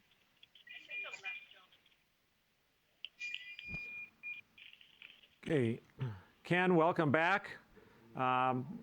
Looks like a different device we're using than we were using at the Brigham.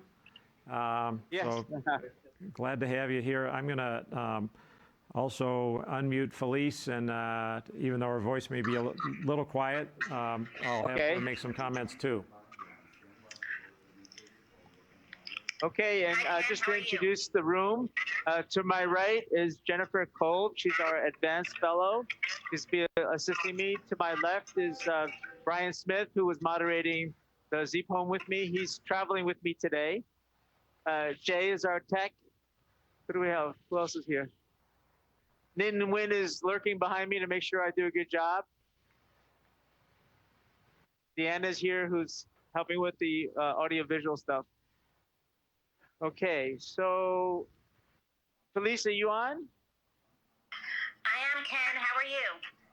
Good. All right, so you've got the endo picture. So what we're looking at here is this is the device. This is the TIF device. It's called the Esophax.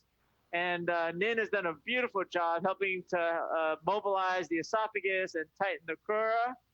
And so you can see here that it's a little bit loose, like a Hill 3, but we're going to create a flat valve with that. Let's roll over to the other side, Jen. Perfect. Okay. So on this side, this is the posterior side that we're looking at. I already put in a few fasteners there just to get things started. I started about 5 minutes ago. And then this is the anterior side where we haven't touched this yet. We're going to put in some plications. So the usual 10 bites is 3 bites or 3 plications posterior, which is 11 o'clock. So if you imagine lesser curve is 12 o'clock, posterior is 10, 11 o'clock, anterior is 1, 2 o'clock. So now we're going to go anterior and put some plications in, typically 3. So 3 posterior, and then 1 bite at 5, 1 at 6, 1 at 7, 1 at 8. That's greater curve to create length. And that's your initial 10 plications. After that, we do 4 to 6 more plications just to see where there's some touch-up that needs to be done. Okay, so I'm going to now start plicating on the anterior corner. So Jen's going to flip over to the other side for me. And I'm going to rotate my device to the corner of interest. And I'm going to first position my device right at around 1 o'clock. And I'm going to advance this helical retractor, which will go onto that G junction. And I'm going to rotate that in. 1, 2, 3, 4. Okay, so I've rotated enough to capture the tissue. Now I'm going to rotate out. Jen will follow, rotate out, and I'm going to open up my helix, my tissue mold to free up the helical retractor. So now the helical retractor is completely out of the device, and that's going to help me create the valve length. The next thing we're going to do is set the device. So I'm going to pull the device back a little bit so that I can set it at the proper position. So I've covered the blue. I'm at about 42 centimeters. So now I'm going to have Jen desufflate. Great. As she's doing that, all I'm doing is just gently retracting and pulling that tissue towards the bottom of the tissue mold, which is what you're seeing happening here. Stop. Okay. All right. So now the helix is maximally retracted. And now I'm going to rotate my device into the corner. Okay. Desufflate a little bit. I'm rotating, rotating, rotating. Now I'm going to close the helix, the tissue mold. Lock, lock, suction on. Okay, reinsufflate. I'm going to roll out, push off the diaphragm, and I'm going to fire here. Oh, it wasn't loaded. Hold on. That was a dry. I forgot to load. Hold on. So I think you bring up a really important point there, Ken, that you have to make sure always that you're loaded before you even do it, right? I think that would be a yep. Just because it's so easy to forget to do it in the whole course of doing the procedure. Especially when you're on camera and you've got Felice moderating, it's very nerve-wracking. But you think there's just a little bit of pressure there, huh? Yeah, a little bit. Okay, so look at the length of this valve. That is about a 3 to 4 centimeter length valve, and that's what we're trying to do. We're pulling and elongating the flap valve and creating a smaller diameter, and we're leaving. It's a 300 degree. What we're not tightening is that lesser curve because that's the backstop.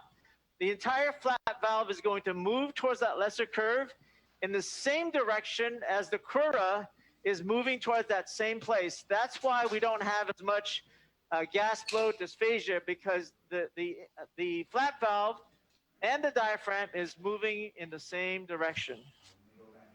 All right, so I'm going to roll out a little bit. You know, I think that's such an important point that you bring up that's actually unique to this procedure and really probably helps explain the difference in the side effect profile. Okay, so I've set the device. Now I'm gonna have you desufflate, desufflate, desufflate. So again, I'm retracting, getting good retraction here. Okay, that's good. Now I'm gonna rotate into the corner. Rotating, rotating. I'm gonna close, lock, lock, suction on, reinsufflate. Okay, I'm gonna push off, make sure I'm not at the diaphragm. I'm gonna fire. I'm gonna reload. So that's my second bite, anterior. I'm gonna do one more bite. I'm going to open up the tissue mold, free up the helix. Okay, so now I'm going to do a third bite. Now I'm considering whether I want to reposition the helix more towards 12 o'clock or leave it as is. Nin says leave it as is. Okay. All right, desufflate.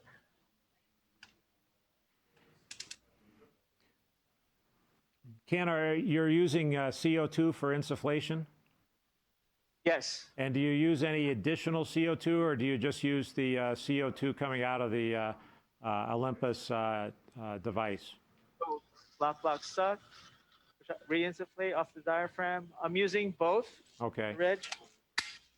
So you use a laparoscopic insufflator also to help speed things up? Yep. I got to steal something from you guys. Yeah. Okay.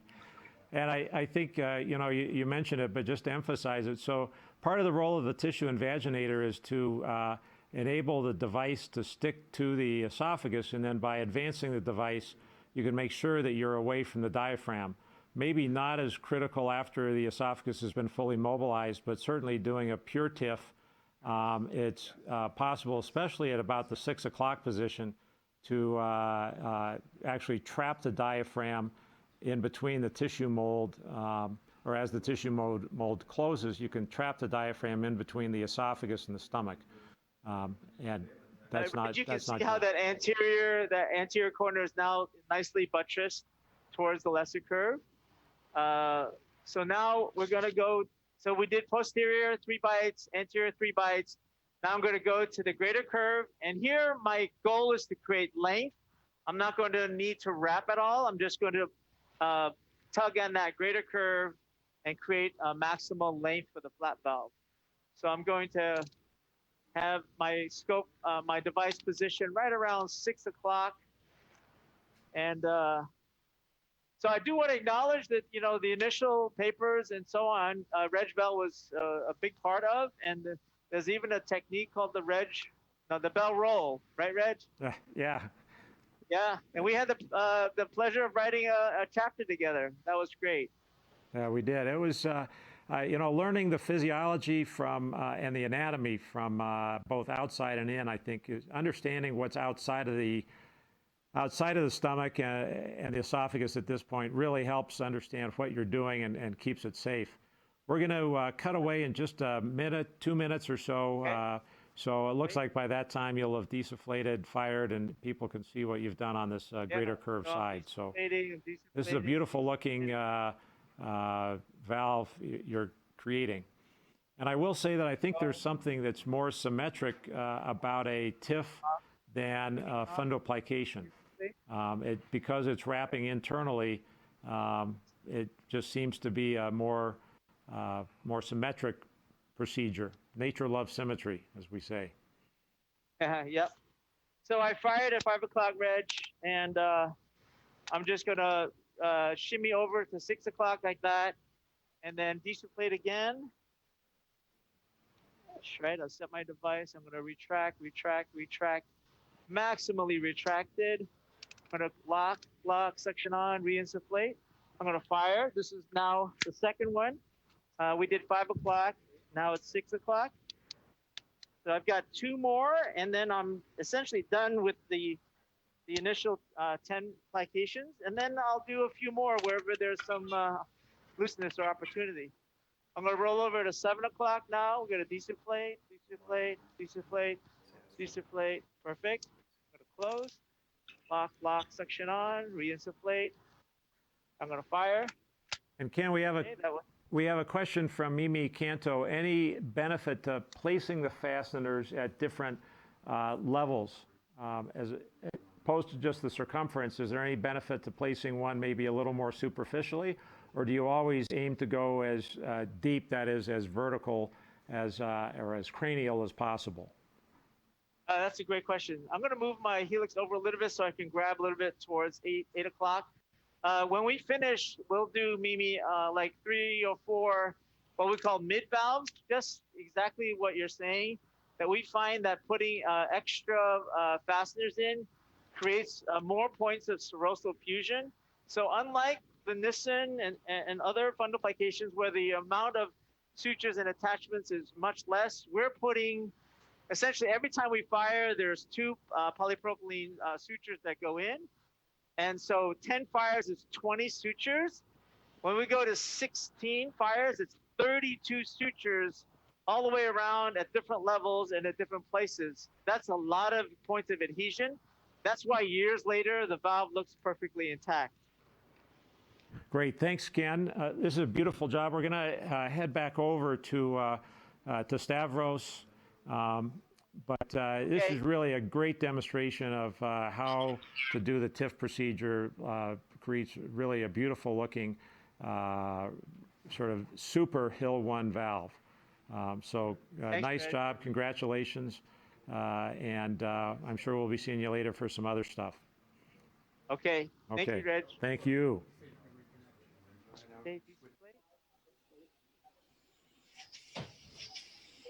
Stavros, we're back again with you. Can you hear us? Okay, yes, I can hear you. Perfect. Hopefully you can hear me. Yep, We are doing, steady progress here, working the periphery of the tumor.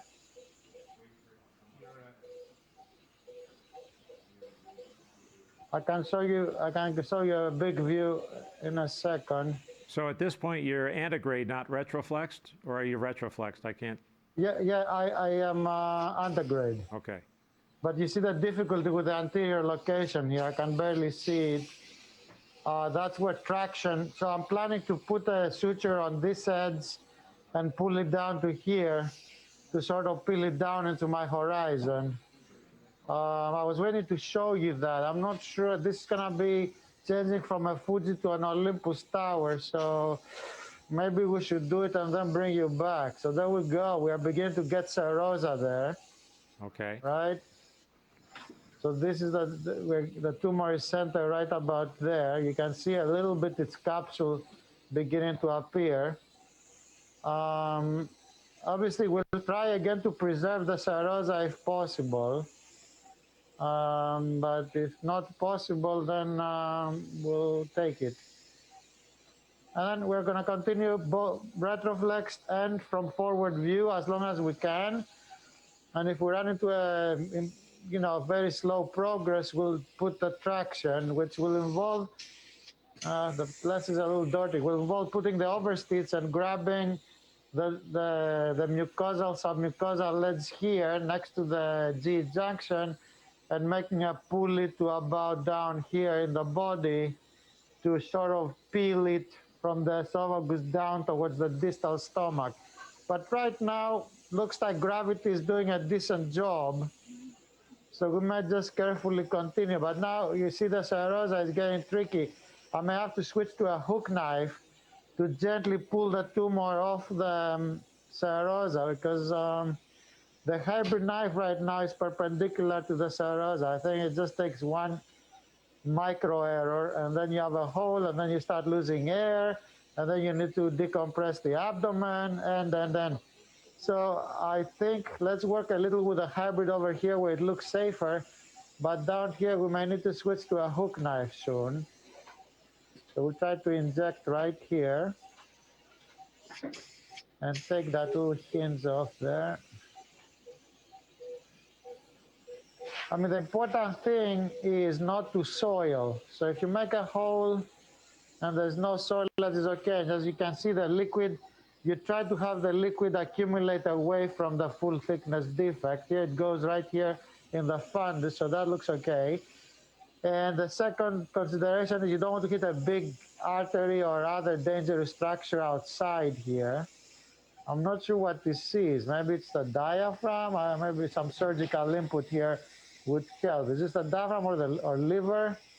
On the CAT scan, it looked like it's the underside of the left lobe, but I'm not sure what's moving there. Okay, so we'll continue cutting over here.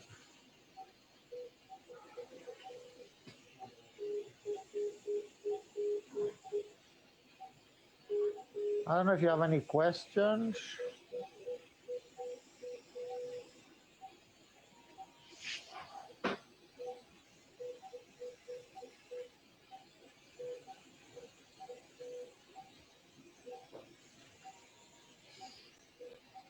So you have to be really gentle. You don't want to prematurely end up with a perforation. See, we have a lot of dissection to do in the periphery still.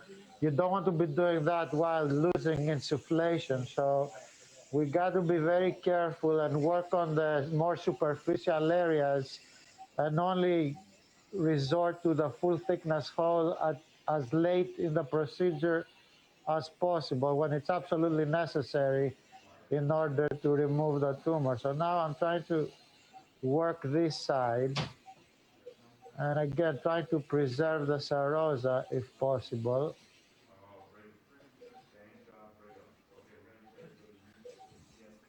Okay. This is really beautiful demonstration, Stavros. Thank you. And very meticulous dissection. And it looks like you're able to kind of create traction with the cap. Is that sort of what you're trying to do? Yes, correct. Yes, this retroflex traction with a cap is working right now. Okay, well, good. So in about a minute, we're going to cut over to Brigham for an ESD, which is ready to go. Anything else you want to tell us at this stage before we? Yeah, sure. You can see the outline of the tumor now, including its extraluminal portion, seen through the transparency of the serosa and whatever thin fibers of muscle are left here. So we'll continue exposing it. So I'll bring you back if something exciting happens, like a hole, or we put the traction on, or things like that. So, okay. So Reg? Yeah. Stavros? So would you say that, because you were talking about leiomyomas, removing them, obviously, these are inherently benign lesions, but they obviously cause an enormous amount of psychological distress for some patients, even just having the thought process of a tumor in them of some sort, even benign. Would you say that this type of technique, because even though it requires an enormous amount of skill, that might be where also it's moving towards in the benign realm of patients, that this way, that there's no need for ongoing surveillance after a complete resection? That is precisely it, because obviously the obvious question is, why are you removing leiomyomas? Since there are no guidelines that require that, excluding ones that may be obstructing the GE junction or something like that. So yeah, if you have a 40-year-old woman with a 1.2 centimeter leiomyoma in the esophagus, that procedure can be, that stare by somebody experienced can be done in 15 or 20 minutes. Why get EUS every 1 to 2 years for the next 40 years and worry and look at it and not just remove it? So yeah, you're right. That's exactly the thinking there in terms of anxiety and repeated surveillance, because otherwise, obviously, the guidelines for small leiomyomas that they don't recommend it unless they grow in size or unless they cause symptoms. So yeah, that's precisely, I think, the thinking for leiomyomas. Thanks, Stavros. This is John again. That looks amazing. So we'll come back to you if you suddenly start doing notes or something like that. Let us know. Okay. Otherwise, we're going to cut over to UCI real quick to have Ken show us the final product of the TIFF. Sure. Hi, John. Hey, Ken, can you hear us? Yeah, hey, you great. Can you see me all right? Yeah, we can see you. That looks great. Yeah. So, yeah, I finished with a total of 18. Look at this thing. That's impressive. Fasteners at the top. These are some of the mid fasteners here. Right there's the mid fastener. There's a mid fastener right there. And this is posterior. I tucked that corner in pretty tight and the posterior. So we don't want to cause dysphagia. So it's not super tight, but it's long. This is about 4 centimeters in length, and it's about 300 degrees. And again, it's going to flap towards that lesser curve. So let me show you on straight view. This is the flap valve. I'm going to desufflate a little bit here. I'm going to show you the flap valve on straight view. So this is the bottom of our flap valve, and as I come out, you see how it's closing. It's flapping closed. Now it's completely flap closed. And I'm still in my little tunnel. These are the fasteners on the inside. We're below the diaphragm. You can see it's about a 300-degree, omega-shaped construct here. And we're still below, this is all below the diaphragm. The diaphragm is right here, John. Right here is the repair that Nin did. So this is the beautiful repair. And then all of this is flap valve. So that's it.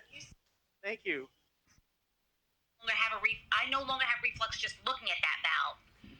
But would you say that given the fact that this was actually like a Hill 3, in early teaching, probably a little bit, wider than we would say maybe tips should be done in initially, would you say that creating that flap valve is so important and crucial, and the length is really what makes this capable of closing that defect? Absolutely.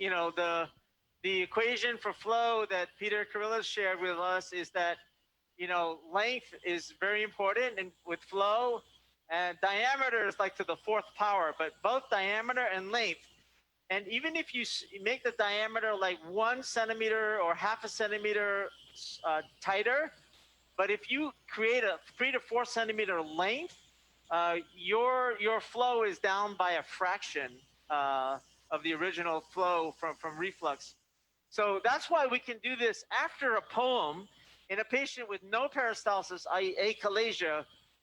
In 5% of poem patients, they have GERD that's beyond PPI, and we do the TIF, and it takes care of it, and they don't get dysphagia. So this flap valve really doesn't cause dysphagia, even in someone with no peristalsis. Well, that's great, Ken. I mean, that really does look impressive. I think we've all learned a lot here, not to mention the fact that Peter Carrillis believes length is important. So I'm getting T-shirts made up for that. I think at this point, though, we're going to cut back over to the Brigham. They've fixed their audio issues for an ESD. Okay. All right.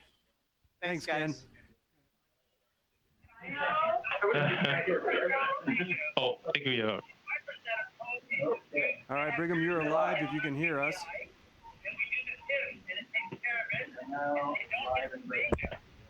May I start to talk or? Can you hear us? Can you hear us? We can hear you. Can you hear us? Okay. Welcome to Brigham. I'm Hiro Aihara, one of the interventional endoscopists at the Brigham. To my left, he's Dr. Ahmed Basarbashi. He's one of the advanced endoscopy fellows. To my right, he's Fadi. He's one of the endoscopy nurses. Okay, so let's show.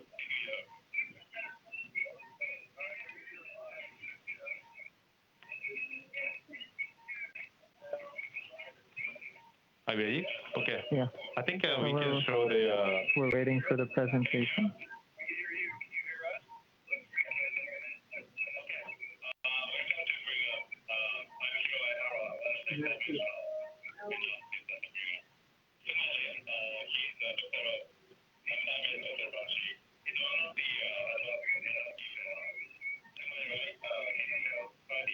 Can you see?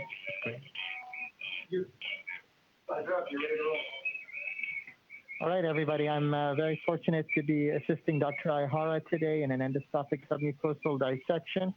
In short, this is a 36-year-old female with a history of polyposis syndrome due to a genetic mutation who had a recent upper endoscopy performed at an outside hospital, which revealed numerous polyps in the stomach, ranging from 2 millimeters to 6 centimeters at the largest. She had one small polyp in the duodenal bulb as well. The pathology of these biopsies, as you can see, revealed that this was consistent with her underlying juvenile polyposis syndrome, as most of these were hyperplastic or juvenile polyps. Reassuringly, the polyp in the duodenal bulb was just chronic inactive duodenitis. So after multidisciplinary discussion, it was decided that this patient would undergo endoscopic submucosal dissection. As you can see here in the images, probably the second row and the second image shows the prominent 6 centimeter polyp within the gastric lumen that is intended to be resected today.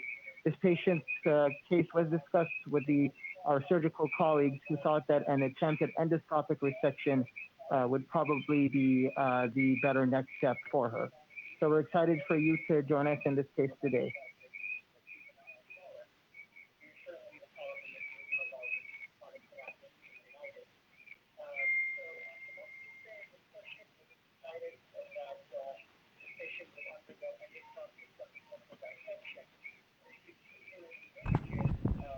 Hey, if you don't mind, this is John Lippum. Felice has a quick question for you. Felice, go ahead. Right. Hi.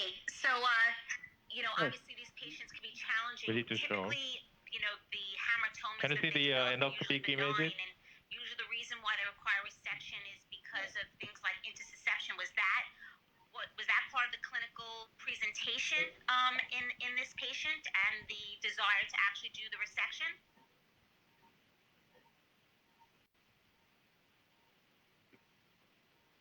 I'm not sure the Brigham can hear our audio, Felice. So Brigham, can you hear us?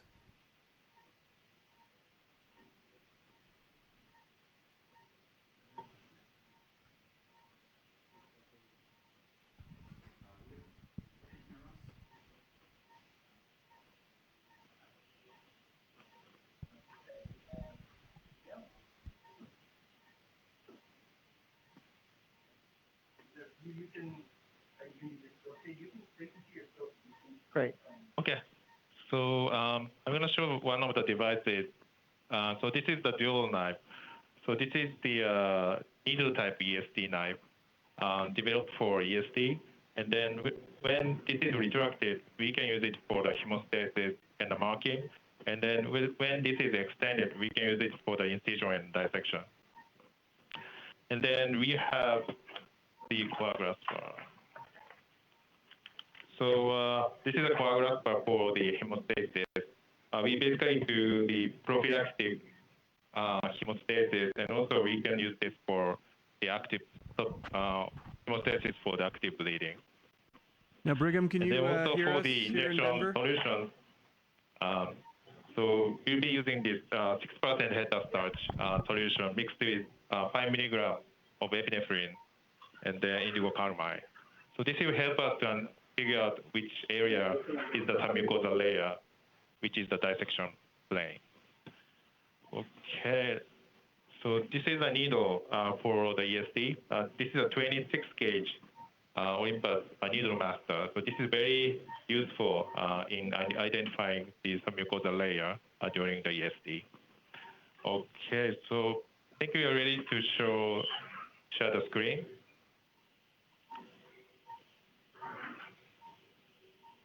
Okay, all right.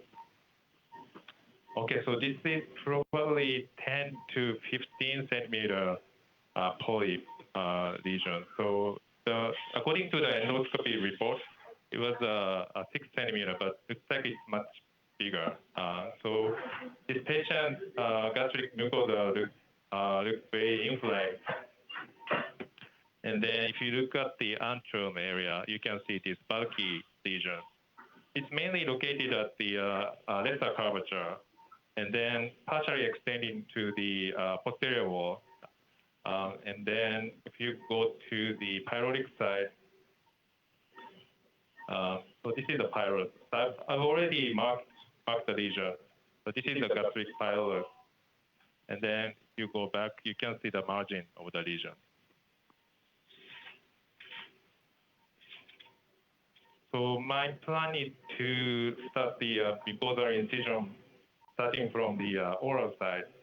And then probably, if possible, I'm going to dissect the submucosal layer starting from here and then make a submucosal tunnel all the way down to the pyloric side. And then after this, I'm going to open the tunnel starting from the gravity side. Because if you open the tunnel from the anti-gravity side, the lesion will flip over to this side. So it's not going to be very possible to complete the ESD. So my plan is to open the tunnel from this side and then finish by making an incision from here. Okay, so let's start the injection. Thank you.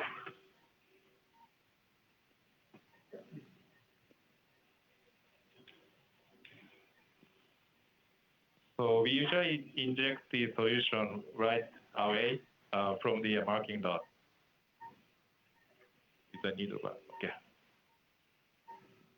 Okay, needle up, please. Okay, inject. So you can see that the gastric mucosa is a little bit inflamed. Okay, so it's a irregular surface. Inject, please. Okay, stop. Okay. Inject, please. Okay, stop. Okay, needle up. Inject. Okay, stop. And then inject, please. Okay, stop. Inject, please. Okay, stop. Inject, please. Okay, stop. Okay, inject. Okay, stop. Okay, inject again. Okay, stop. And dual line, please. Thank you.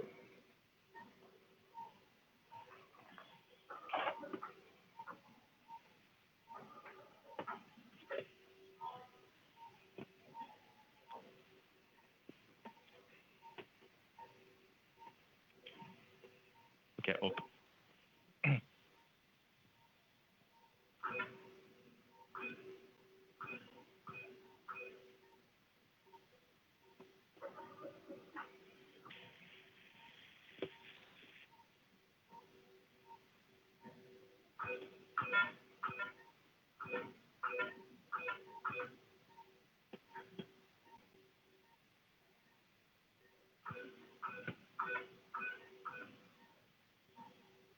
Okay, close again. And inject. Okay, stop. Okay, and open.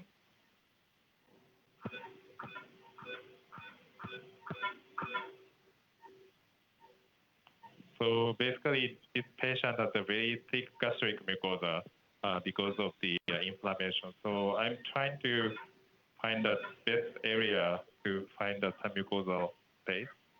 Okay, close and inject this. Okay, stop. So the first step is to enter the submucosal space. Looks like this area is very inflamed. Okay, let me check. Okay, inject again. Okay, stop. Okay, open.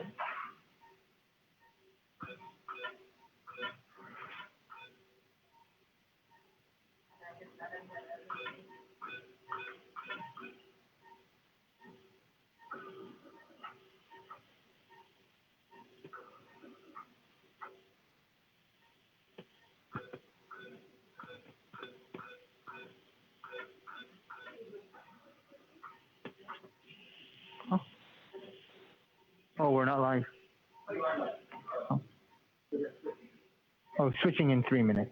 Hero, they're switching back to us in 3 minutes. Thank you. Oh, sorry. Okay. They're switching back to Chris in 3 minutes. Okay, thank you.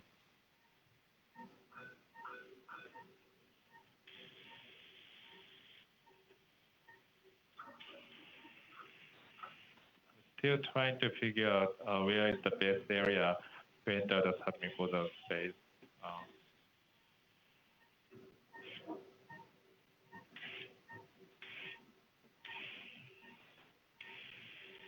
Okay, let's inject again.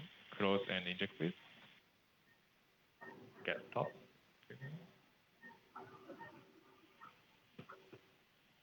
Okay, open again.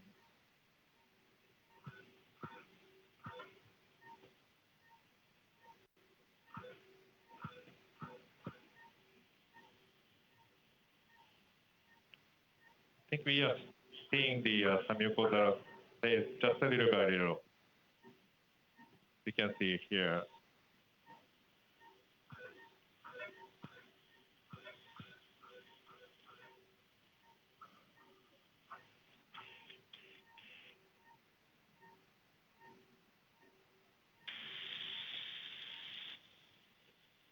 close again and inject.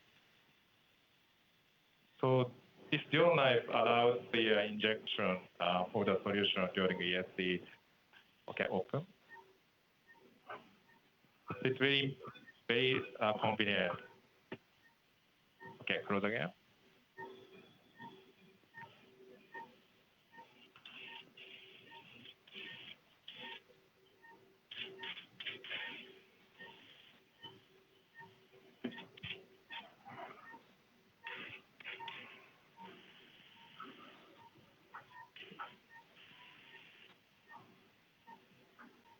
Yeah, looks like this lesion has the severe fibrosis because of this inflammation. So we just need to be very careful.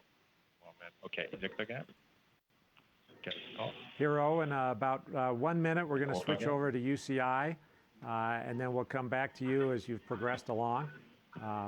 But looks like you're starting to make the incision there, the mucosotomy.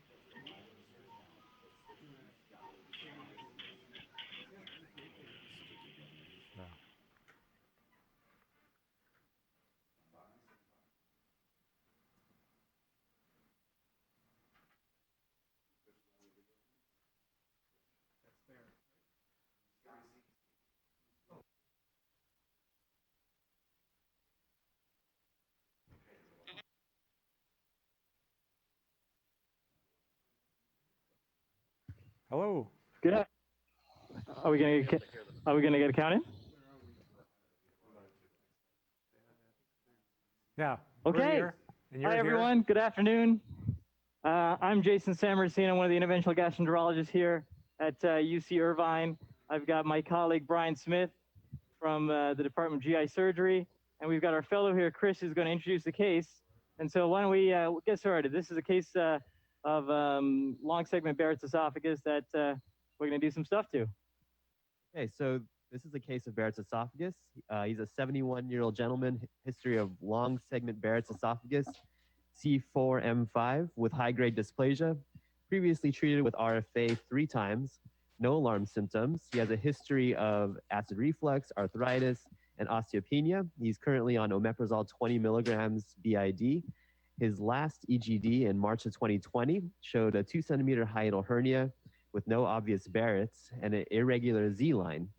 Biopsies of that Z-line showed gastric-type mucosa with goblet cells, intestinal metaplasia, but no dysplasia. So the plan is for Cellvizio to look for any residual Barrett's and hybrid APC.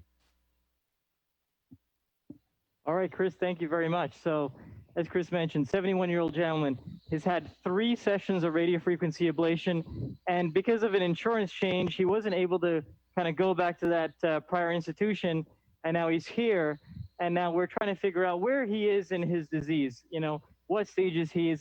Is he getting close to CRIM? Does he have a lot of Barrett's left? We're not really sure at this point. So we're looking for the first time here. And the goal, of course, with anybody with high-grade dysplasia, the endpoint is always CRIM. And the biopsies that were done sort of randomly at the last EGD showed some goblet cell metaplasia. So that's a pretty good indication that he's probably not quite there yet. But I'll let you guys be the decider.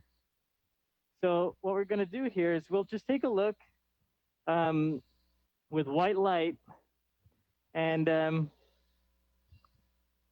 I'll can we just go endo view, Alan? And so thanks so much. So we're just looking with white light here, and as you can see on the end of my scope, we're using something called a distal attachment cap, and it's something that I really advocate.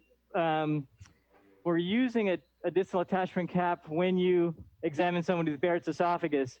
As we know, the esophagus is a very peristaltic organ. It's very difficult to keep things stable. And especially in sort of this phase of his treatment, we really want to make sure we're not leaving any Barrett's behind. And so we want to have a very, very close mucosal inspection and a detailed mucosal inspection. And an ESC cap or a distal attachment cap just does a wonderful job in stabilizing the tissue. It almost feels like the rim of the cap is sort of a bunch of contact points, almost like a set of hands that's sort of out in front of in front of the scope tip, sort of stabilizing and keeping things at an appropriate distance, an ideal distance for me to look at the tissue. And we're using one of the Olympus HQ190 scopes that has a very nice feature called near focus.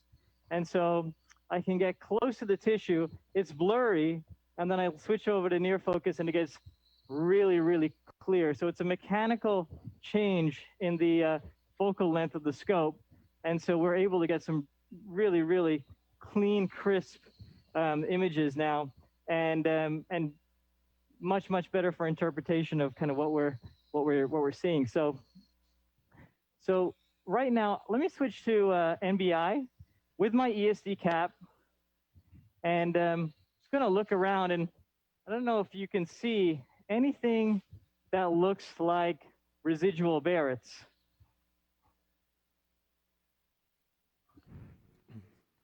Jason, go ahead, please. Brian, what do you think? So Jason,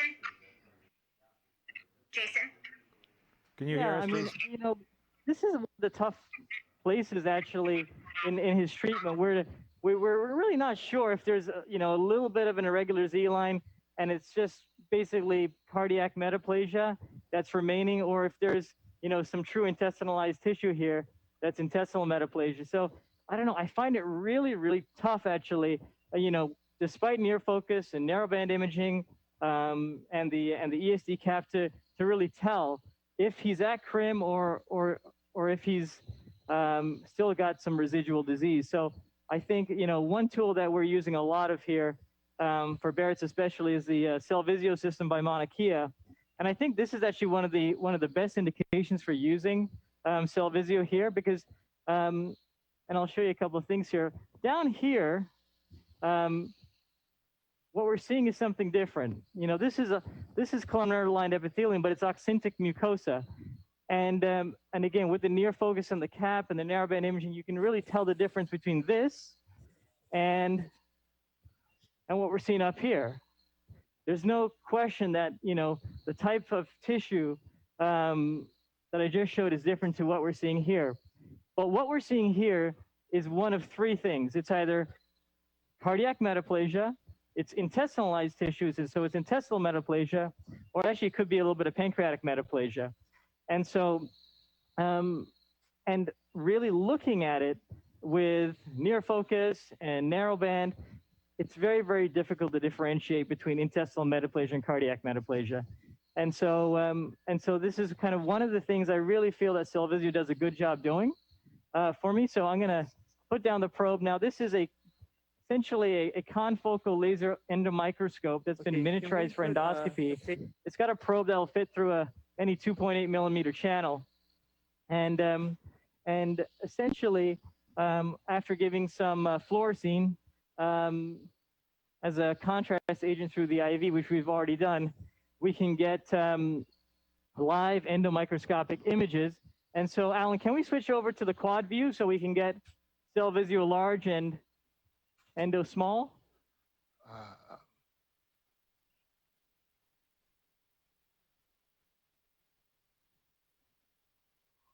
Alan, can you switch over? Okay, awesome. And then we can just, we can move the in-room. Thank you so much. Okay, so I'm not sure how well the broadcast is showing this, but basically what we're seeing here is definitely columnar lined epithelium. And so this is a little bit different to what I'm going to show you down here, which is oxyntic mucosa. So it's very, very different. And that's one of the nice things about this technology. You know, you can see things really, really distinctly. And so what I would do next is basically look around the Z line here for anything that looks like intestinal metaplasia. And so right now, all of this to me just looks like cardiac metaplasia, you know, and sometimes, you know, we can call that like pre-Barrett's. But if all I see on Cellvizio right now is this stuff, then technically he's at CRIM. And so I'm going to look around because I'm looking for goblet cells. I'm looking for taller columnar epithelium with goblet cells. And you know what? I think we may be coming over to an area where we are actually seeing some goblet cells. Let me see.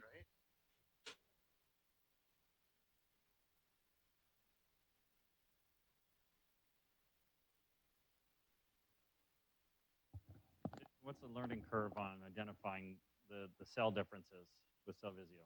You know what? It's, you know, for Barrett's, it's actually a very short learning curve. You know, the company's done a pretty good job coming up with like training material on a website called cellvizio.net.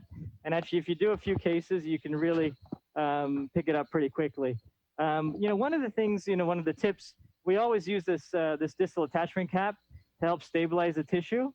And I think, you know, that really helps.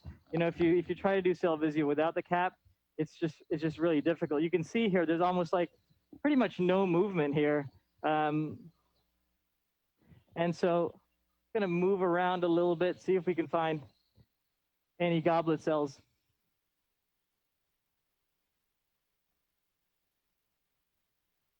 Got it. So I guess the spoiler alert was that we actually did find some goblet cells in this area.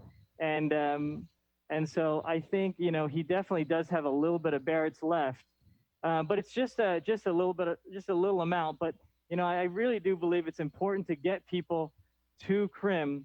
And so this is sort of evidence that he's still not there yet. Jason, I don't know if you can hear us or not, but we're going to switch back over So this to is Chris intestinal Thompson at the metaplasia. Brigham. There's a couple of goblet cells there.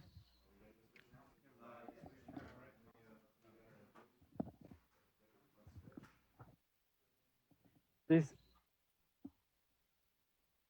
Okay, Chris, welcome back. Right there. Okay, great. Okay, no problem. Okay, great. So, okay, you might not have seen the goblet cells, but that's okay. So, Chris, go ahead.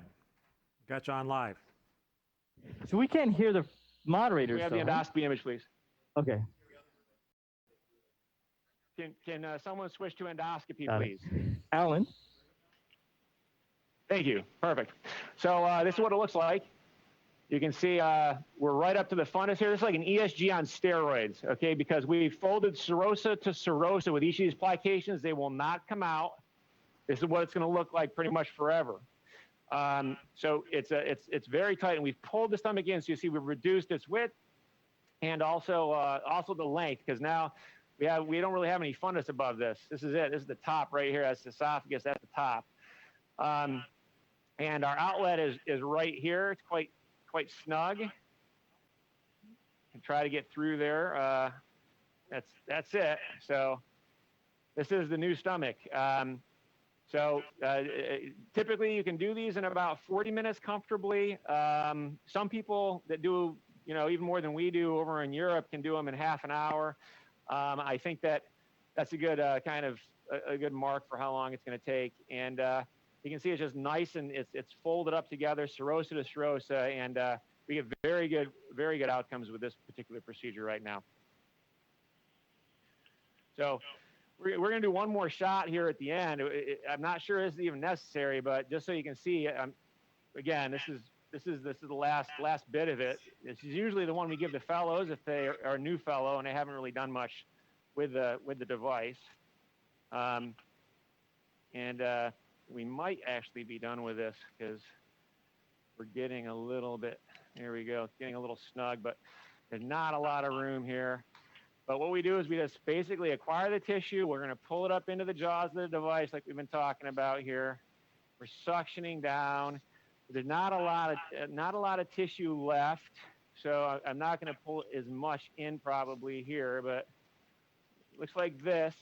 Then again, we push the needle out through the tissue, push a little tissue anchor out through the needle, back that needle up, open everything up, push that out, and then we put our second tissue anchor out through the needle again and then snug it together. And that's all we've been doing. It's the same 3 or 4 steps over and over again. Very easy, very straightforward, quite easy to teach this procedure. Let's go up on the pressure to maybe 15. So we're using a laparoscopic insufflator. Now you can go back down to 12. And to help keep this insufflated as we go, but that's pretty much it. All done. Okay. Chris, thanks very much. Don't know that you can hear us, but thank you. Wonderful job. And we're going to switch back over to Stavros.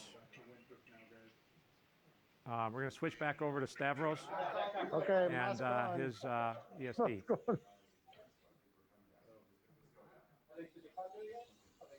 Where's my microphone? It's right here. Okay. You're good. Yep, you're good. You're live. Stavros, welcome back. Okay. Are you doing notes yet?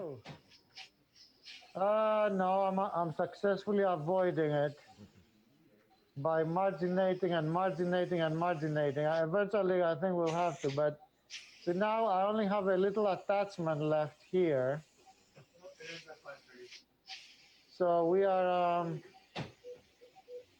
going very carefully because, as I said, we want to make the hole as late as possible. So it's a little boring because I'm going fiber by fiber. Let me show you what we have here. First of all, I have a lot of coagulum on the scope, so let me clean for a second. It didn't give me too much warning on you coming back, otherwise I would have done this off camera. Okay, let's see.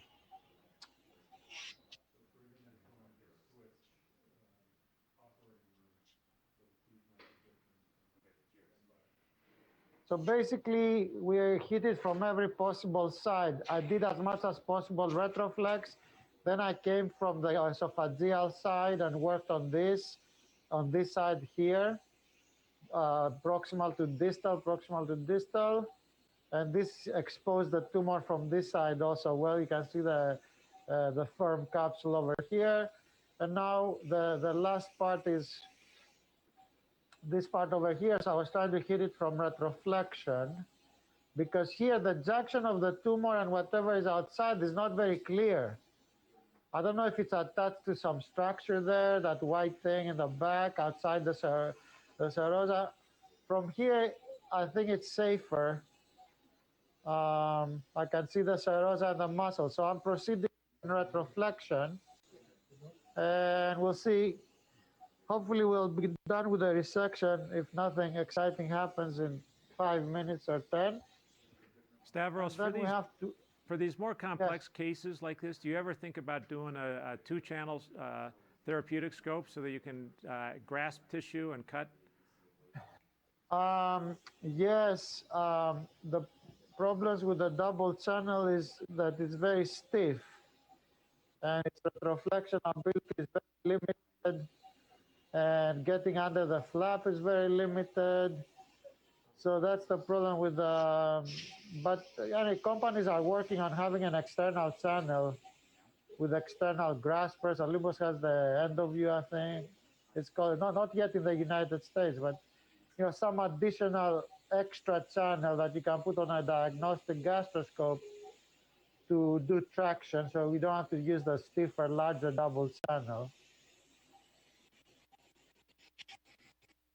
But this has, I think, for colon ESD, there is a surgeon that published using the double channel to pull and cut. Or I'm not sure if it was for ESD or for EMR though. May have been for EMR, like putting the grasper through the snare and then pulling the polyp and achieving a better grasp. Stavros, have you used any or worked with any endoscopic robotic platforms? Yes, I worked briefly.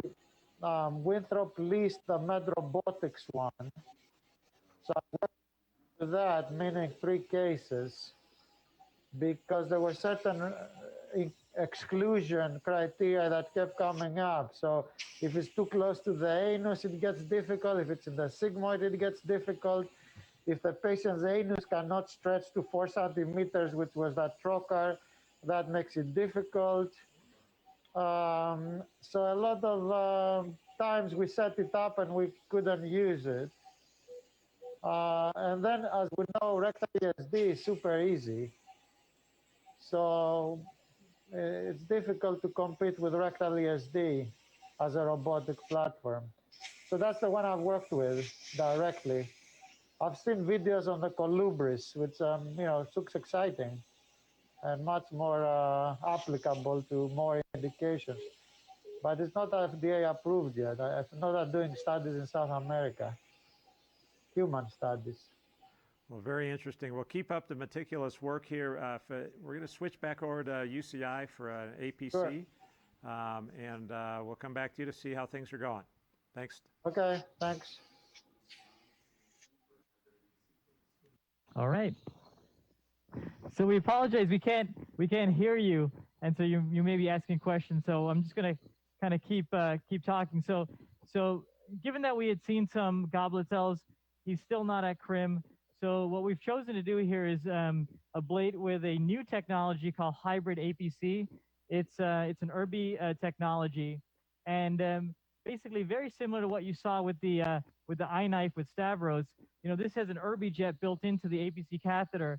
And what we're able to do is get some needleless injection underneath the mucosa to lift up the mucosa, and then we can ablate at actually a higher energy setting than we would be able to without the injection. And as you can imagine, if we do a submucosal injection and ablate, the risk of strictures and bleeding is less. And so we just completed our and published our initial series of hybrid APC in patients with Barrett's with dysplasia, and we had some very, very encouraging results. And it's now the study of a multi-center trial called the BURN trial that's comparing radiofrequency ablation and hybrid APC. So let me show you how this works. So what we've first done is we've actually just done some marks. And this is marks that are proximal, and so that we don't overablate anything, and we sort of keep track of where we're supposed to be going. And then what we're going to do is a first pass. Prior to the first pass, we're going to do our injection, and then we're going to do a first pass of ablation.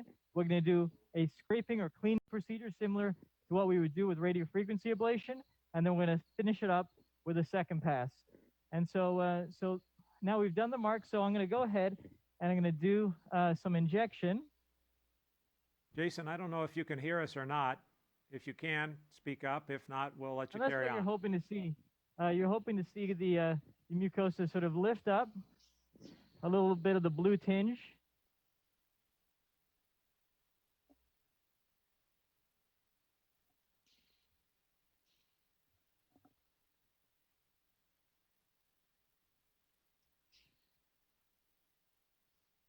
We're getting a really, really quite a nice lift here.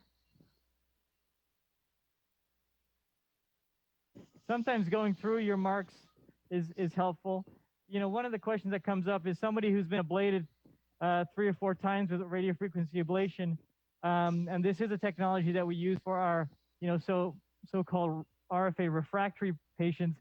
Is it more difficult to? And sort of in my experience, it really hasn't been.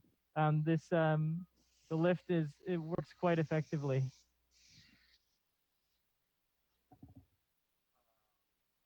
So you can see we're sort of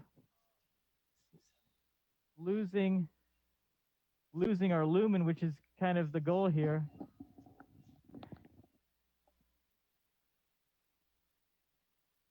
You guys hear it now?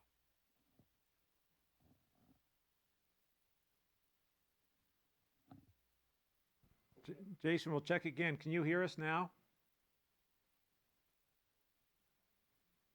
Doesn't seem so. Okay. Jason, you're just lifting with saline, or you have dye in there as well? Yeah, we do have dye in there as well, yeah.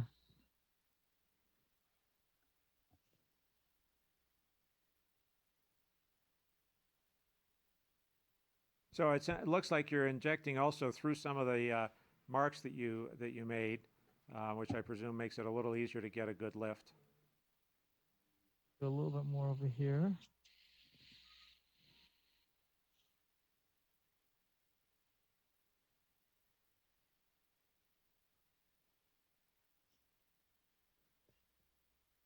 A bit better.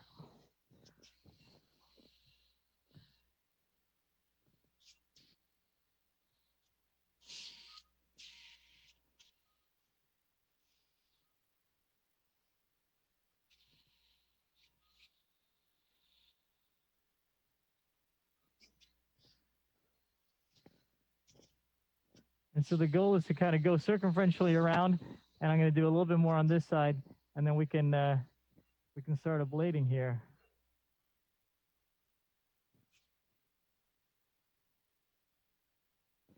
So APC is very easy to do.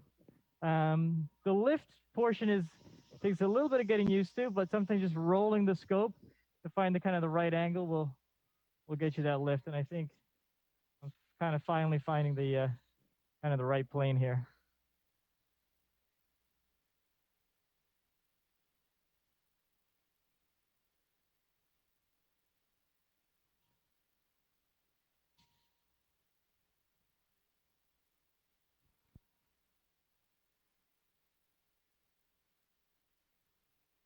Go ahead. Jason, can you hear me? Just go ahead and make your comment, Felice. Yeah. So, I think what's interesting to highlight in this Okay, so I think we're is the fact that, with multiple getting sessions there. of I'm just gonna do a RFA, little that bit the more area which still had intestinal over ablation here. was really at the G-junction. And for those of us that do ablative, techniques to eradicate Barrett's, All right, so I think what I'm going to do now, I'm going to start with the first area, ablation, which is going to be that area very APC often that's will pulse, require multiple 2 sessions. and So for 60. instance, when I do ablative And therapy, one of the things that we I will typically always ablate sort of at the advocate for G-junction every time that I actually is go in, even if it's a long to central go segment Barrett's, just because of that. So a little bit below the end of the gastric fold. ask him how deep in were they doing their surveillance biopsies, because typically afterwards when I'm doing surveillance, I'll do biopsies, +1 or 2 deep into the cardiac, recognizing that this is often an area where intestinal aplasia may still lie after ablation. That's a good comment, Felice. Thanks. We're going to go back over to Stavros's ESD. He's nearing completion. So Stavros, we'll let you know when we're on.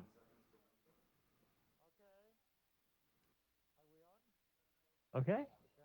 All right, we'll see you guys in a little bit. Okay, they got to let me know when I'm on. You're on now, Stavros. You're live.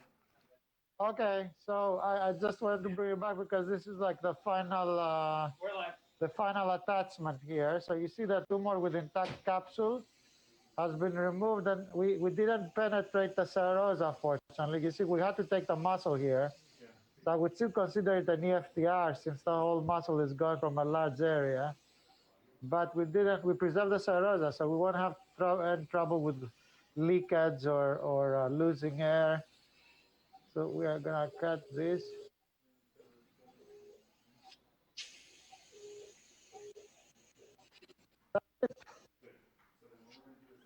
So that's the end of the resection. So now we're gonna suture it.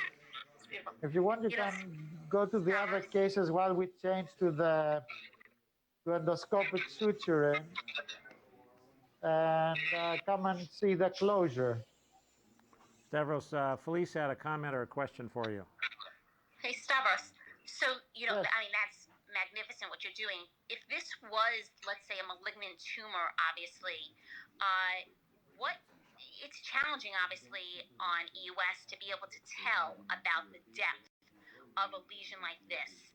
So, with these type of lesions of this size, right, I'm assuming that afterwards, most of this decision as to whether you get it really is in pathology. And then afterwards, on a lesion like this, if there were to be just a little bit of remnant of a malignancy left, what would you do after that? Would you watch if it was, let's say, a gist of because I'm assuming that would be a lesion that you would most commonly be doing this technique for? The pathology results says what, for example? If, let's say, it was a GI stromal tumor and you were leaving behind, how would you then survey the patient afterwards? Right, okay, great.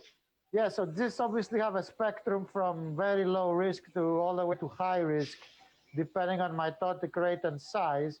So following the guidelines on that, clearly this is a complete resection with intact capsule. So we consider this complete resection. But if the mitotic rate is, say, 8 or 10, then we discuss it with oncology, and in some patients, particularly if there is any, the Ki-67 is very high, Anything else, the histology looks more atypical than usual. Then we put them on 3 years of just a daily pill of Gleevec, which is what the adjuvant therapy would be for a nicely excised tumor that happens to be high risk histologically. And then we follow the NCCN guidelines for surveillance. I think depending on the risk, it's basically the first 5 or 10 years is yearly CT, because if it comes back, it may be in the liver. And then maybe EGD US would do yearly for the first 5.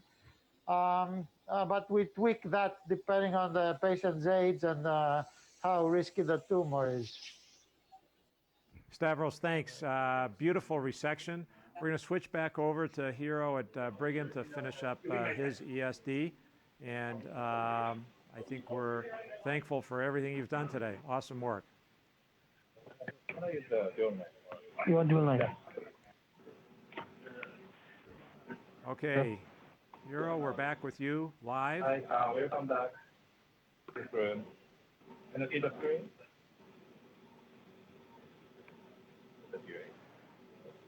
All right, you're live. Right, okay. Let's reach to the end of the image. To the, yes.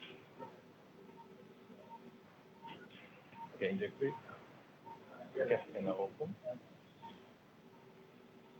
So now we are able to make the mucosal pocket. So we switched the scope to the pediatric scope. So the access is very poor. So now we have access to the mucosal layer. And also we changed the regular attachment cap to this paper tip ESD cap. So I can make kind of mucosal space. So now you can see yeah. So I made horizontal mucosal incision right here. And then I take the partially mucosal layer. So you can see the muscle material is located at the 12 o'clock. And then you go to you can see the mucosa here. And then if you go to the left side, so this is the back side of the mucosal layer, gastric mucosa. So this is the dissection place. So I'm gonna inject with the bill knife. Okay. Inject it. Okay, and then open.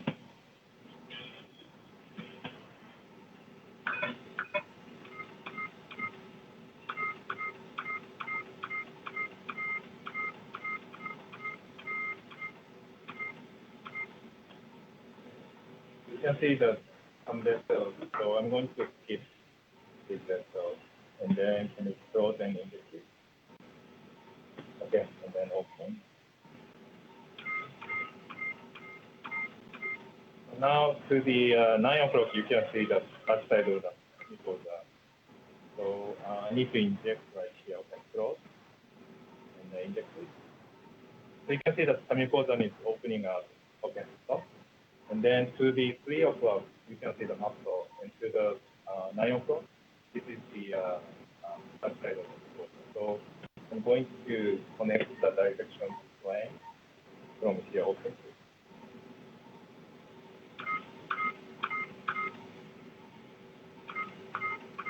You can see that the indigo carmine is really helping us to navigate the mucosal layer. So, yeah, okay.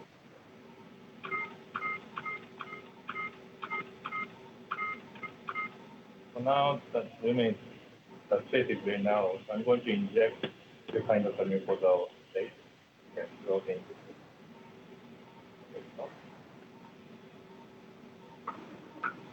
So these are very small vessels, so I'm going to use the close the tip of the jaw here. And okay, let's go ahead, open.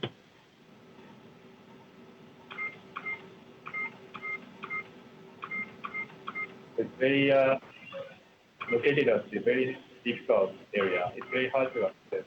So after we switching to the pediatric chromoscope, much better than the upper scope. So you see some blood vessels, so get close and it can open. So in this station, I'm going to isolate these blood vessels to make the space for the hemostatic photo. So we see like a 2 plus vessels. So let's use the coagulus one.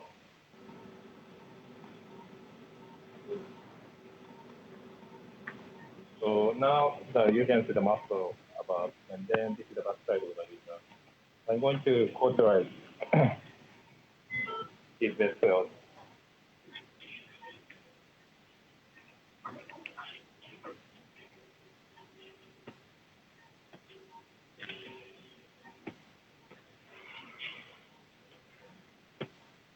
Okay, open, close. So the key is to move out of the way, and then apply the soft force. Okay, open. Hiro, can you hear me, Hiro? Yeah, I can hear you.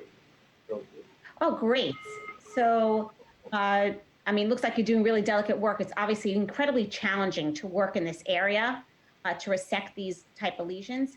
So, I just wanted to go back for a second while you're doing this to the case presentation, because normally, most of these lesions, these hamartomatous lesions are benign. Did this patient also present with any kind of structural hematology, like intussusception or anything, or bleeding? Okay, open. No, actually, this patient didn't have any symptoms, no anemia, no abdominal pain. It was completely coincidental finding.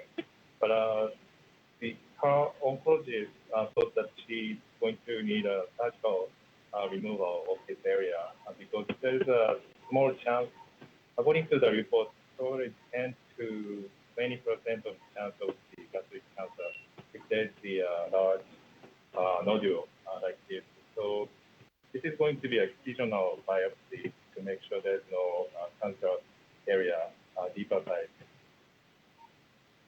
Oh, I see. Okay, just because, for the gastroenterologists in the room, some that might treat some of these patients with hereditary cancer syndromes, these can obviously be multifocal, these type of lesions, and, they typically are challenging for us to resect because usually they're very, very long and sort of have this kind of tree-like type of look to them, and can be very difficult to actually do resections endoscopically. But this was really to make sure there was no cancer in it, I assume. Yeah, that's correct. So we haven't seen any findings suggesting cancer tissue, but this is just for excisional biopsy. Did they do additional imaging, like a capsule exam or whatnot too? I'm assuming the rest of the small bowel was without any other lesions aside from the duodenum, correct? Yeah. So so she had like colonoscopy and everything, CAT scan. It did not show any other like lymph node spreading.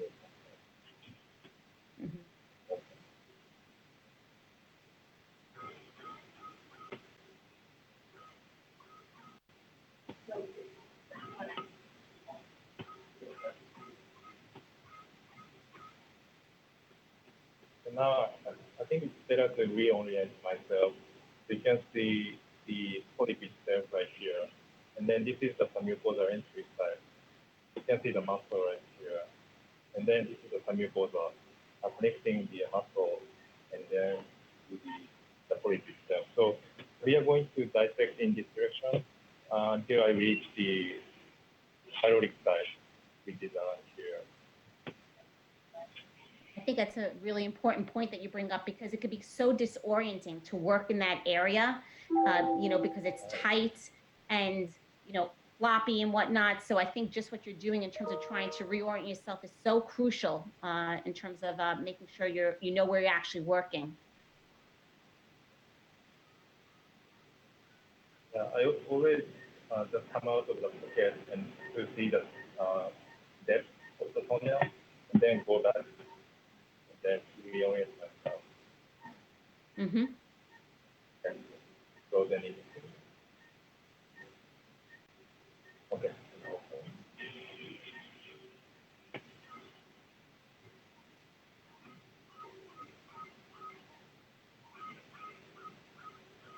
Usually, these small vessels can be cauterized.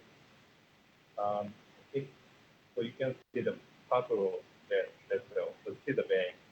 And then usually there's a pink, probably this is artery. I'm going to use the corrosive of the jawline. So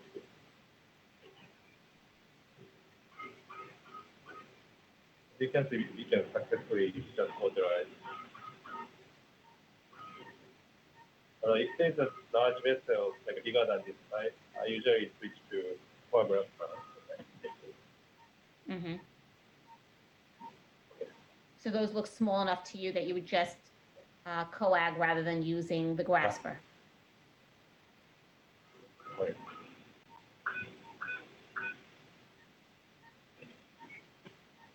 Then I'm using the cap to stabilize target tissue. It's very important. If you work from like away, it's very unstable. So I usually just press down. Okay. I think this is another really nice use of the cap as well. We were looking at our other case as well. And here it is. Here's our cap in our other case, showing how it stabilizes the view. All right. Hi. Welcome back. Welcome back, Jason. So you're Great. live. I don't know if you can hear us, but We can hear you. We can hear you. it's Thank a miracle. All right. Miracle. Jason, And is that Linda? That is Hi, Linda. Felice. Jason, it's Felicia Sussman from Wall Cornell. How are you? Felice. Hey, how you doing? So Hey, it's great to see your work. I'm so excited that we can talk. You know, I know. Do you mind if I ask you a couple questions? Of course you can. Okay, great. You know, so I've been watching this with interest, and I think one of the things that I kind of was bringing up is the importance that when you do ablative techniques like RFA, that very often the G junction is the area that really could be at most risk. And I think your case is obviously highlighting that for us, because that's the area where the intestinal metaplasia is still hiding. Now, on this, did you yourself do biopsies, or what kind of surveillance was done actually of this prior to even doing this, from like, let's just say endoscopic, like how deep into the cardia did you do biopsies? Was there a Watts that was done also for sampling prior to doing this? Because you were just talking only to the biopsies that were done. Right. Okay. So in this particular case, you know, this is like your typical irregular Z line where you're really not sure what you're seeing. And, you know, and I think most people, you know, don't have the Cellvizio system. And, you know, I wanted to show you better those goblet cells. We caught them earlier, but you know, I didn't quite get to show you them quite as well as I wanted to. But this clearly showed that there was some residual IM. And so, you know, the options are, you know, without a technology like that is taking biopsies or using a Watts brush. And I think the Watts brush is a great idea. You know, a lot of the studies, you know, that we've been involved with have definitely shown a higher yield of finding intestinal metaplasia over conventional biopsies. And, you know, I think, you know, there's some new stuff coming out with artificial intelligence to help us as well. That's probably, you know, a year or two away. But in this particular case, all that was done were random biopsies around the Z line, and on one of those biopsies, it showed some IM. Okay, great. Well, I think it's actually important just for the viewers to even recognize just how important it is to be really careful about that Z line. And I even do biopsies deeper into the cardia post-ablation. I don't know if you do that, but you know, once I've ablated, I want to make sure that I'm actually treating the entire area at risk. Felice, I'm really glad you brought that up, because one of the things that, you know, we've debated quite a bit over the years is, where does the esophagus end? And in somebody with a hiatal hernia, I think we've been fooled. And I think if you use the end of gastric folds as the, you know, end of the esophagus, or really the end of the area at most risk, you know, you're missing you know, a large area. And so, you know, basically what I look for is I look for the transition between basically the oxyntic mucosa, and when I see that transition towards that different type of columnar-lined epithelium. And so that's what I've done here. I've ablated basically all the way down here, which is basically, you know, maybe a centimeter, you know, below the end of gastric folds. And I totally like to echo your point of, you know, treating down into the below the end of gastric folds is so important, because at one point in this person's life, the esophagus, you know, the squamocolumnar junction was probably down here, and then over time developed cardiac metaplasia, or maybe what we call pre-Barrett's, and then eventually that got intestinalized and became intestinal metaplasia. But I really do feel it's important to treat that entire area that was once, squamous lined esophagus. So, Felice, really quick, I'm just gonna. So we haven't. We kind of held for a minute, so we've lost some of our lift, and that's one of the nice things about this technology. It's like you can lift and burn, or you can just lift everything and then burn. So it's no problem. If you've lost your lift, you can just sort of kind of get back into position and kind of start again. So that's what we'll do here. We'll lift a little bit more. You can see, it's lifting really nicely, and then we can just kind of go ahead and burn. And one of the things I like about this technology is, it's with RFA. I feel like I'm painting the wall with maybe like a roller, but this is sort of like a fine paintbrush where I'm able to really get into every nook and cranny and make sure that I've hit everything. And so I would say it's just a little bit more precise, and then I'm able to sort of really kind of hit the whole area.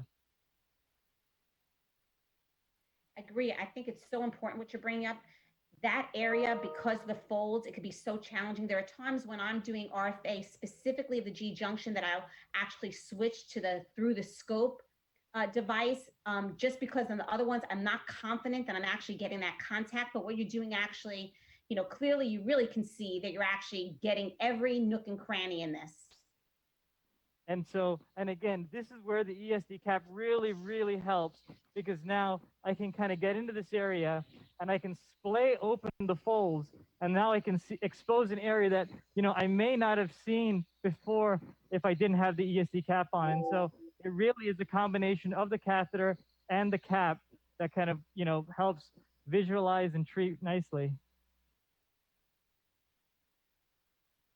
And so my plan here is to finish up with this first pass, and then I'm going to basically, scrape off the coagulum, kind of similar to the way we do with RFA, and then go in with a second pass.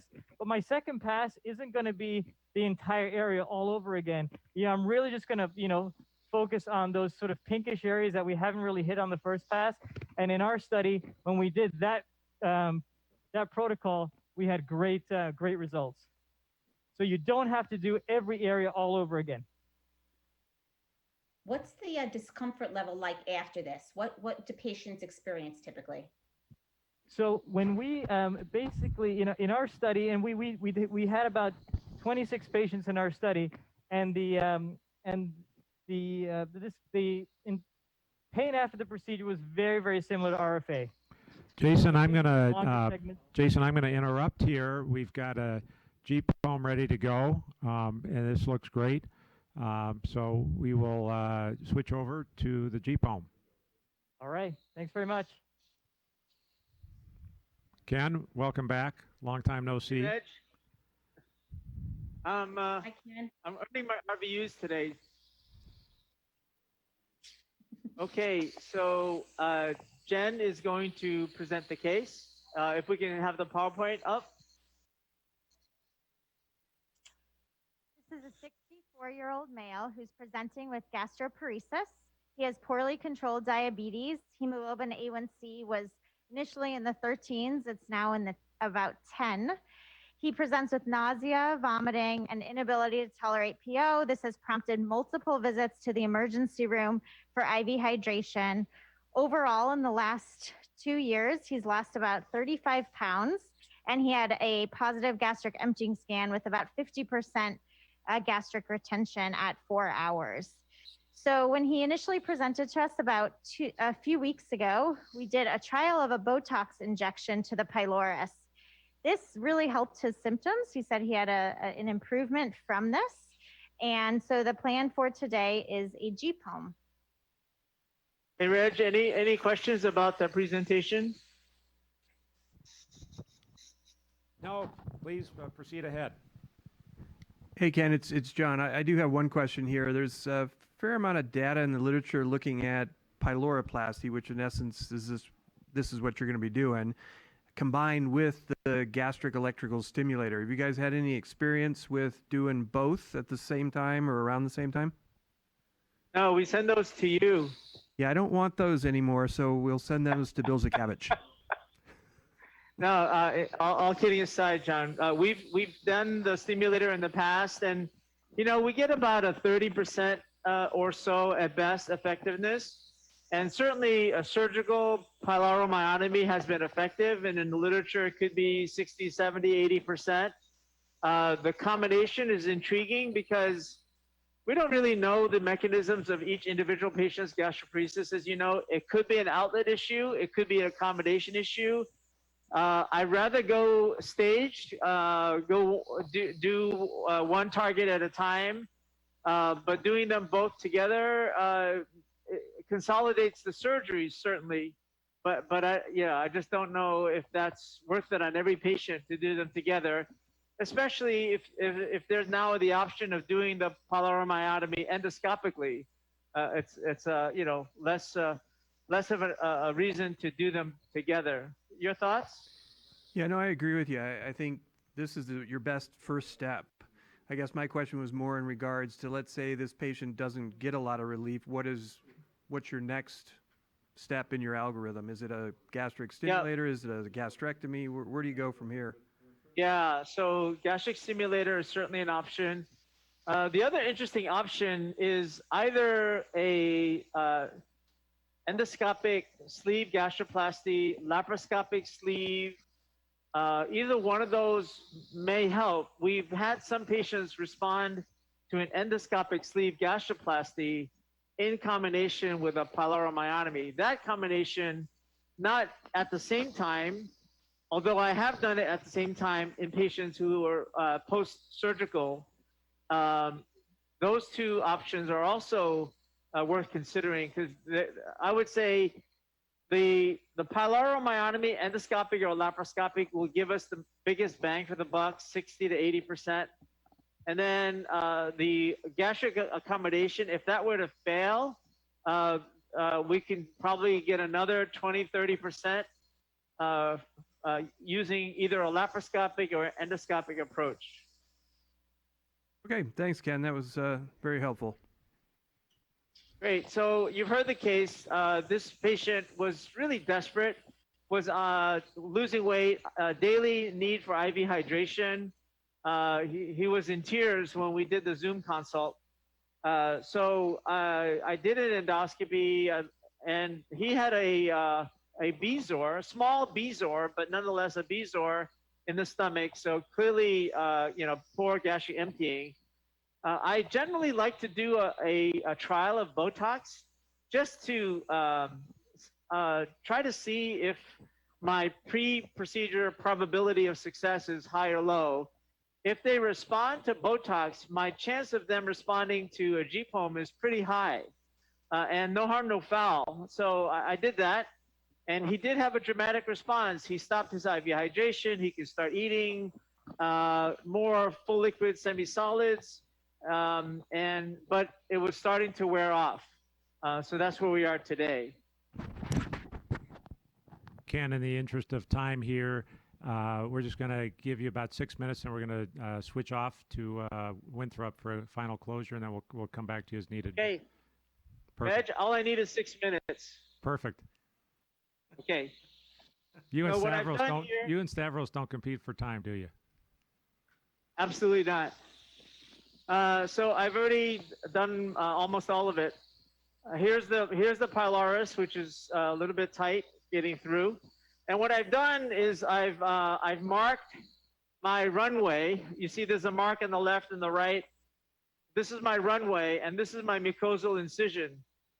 The real trick I think to the GPOM is once you're in the tunnel, you don't know which way to go.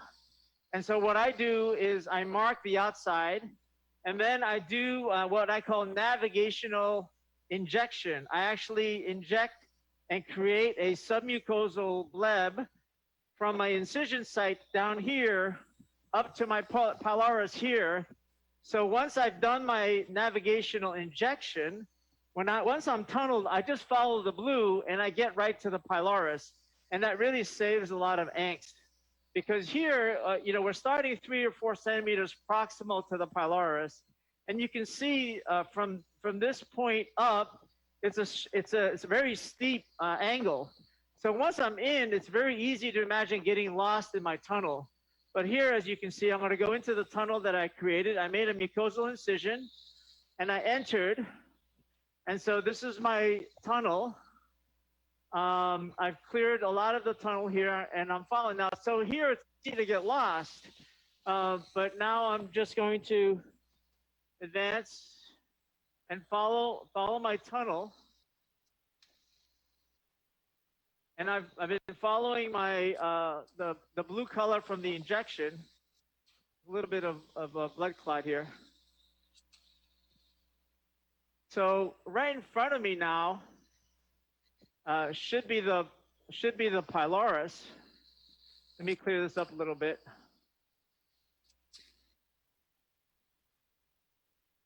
Okay, so I don't know if you can see it. Where this blood clot is diving into, there's a little bit of a cleft. So right in front of me, that's duodenum. And I'm right at, you can see that the muscle here is U-shaped. I'm going to clear this a little bit and I'm going to start the myotomy. But this is just a really good, safe way of getting into position and making sure that the tunnel is going in the right direction. Okay, thank you. So I'm using the eye knife. I've been using the eye knife to do the submucosal tunnel. Once I did the injection, the tunnel was pretty quick. Okay, needle out.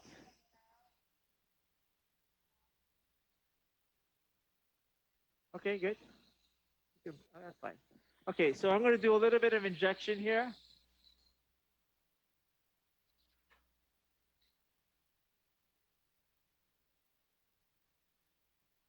Okay.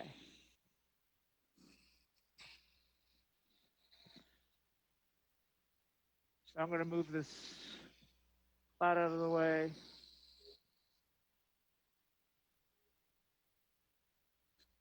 Get rid of the clot. Almost. Okay, so now the clot's out of the way. So Reg, what we're looking at straight ahead is duodenum. Do just a little bit more injection, and then I'm gonna cut the muscle. The muscle, we need to cut the pylorus, obviously, but we need to cut. We'll cut about 2 centimeters of the antral muscle as well, because functionally that can act as part of the pyloric mechanism.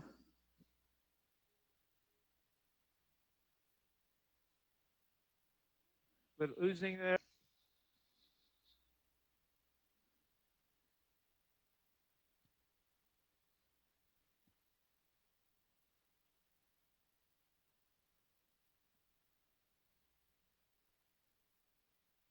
All right.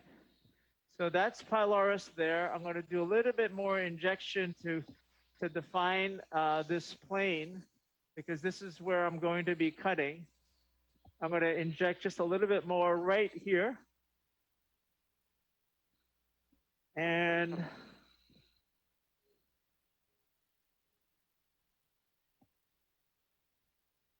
okay, good. All right. So now I've cleared my my field, and I'm going to now start doing the actual myotomy. So I'm going to switch knives. I'm going to close the eye knife. And for this, Reg, I like to use the hook knife, because it's a sharper, smaller blade. It gives me a little bit of traction, ability to do some traction.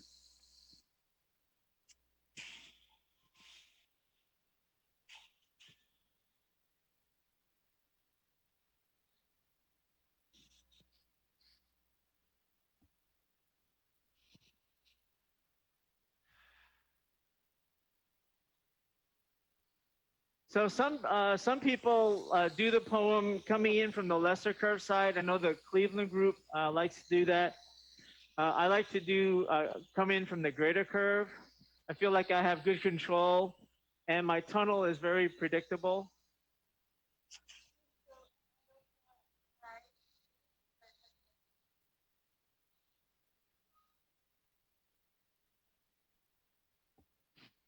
Okay, so this is the hook knife. Come out a little bit because my knob is, there we go. Okay, all right, knife out. And rotate to 6 o'clock.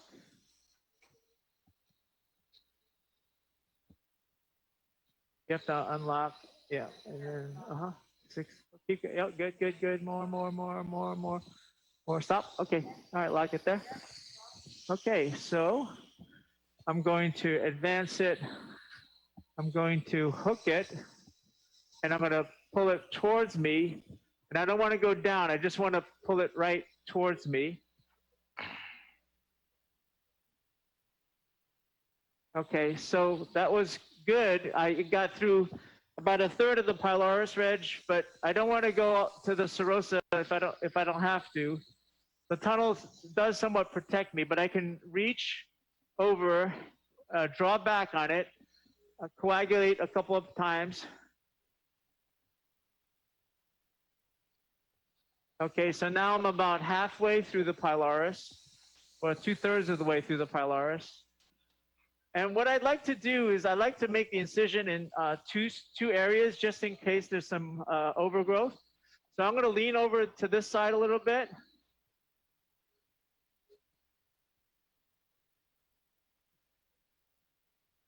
So I made double incisions here.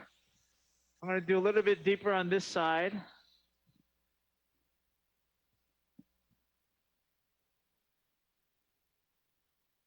And a little bit deeper in this side.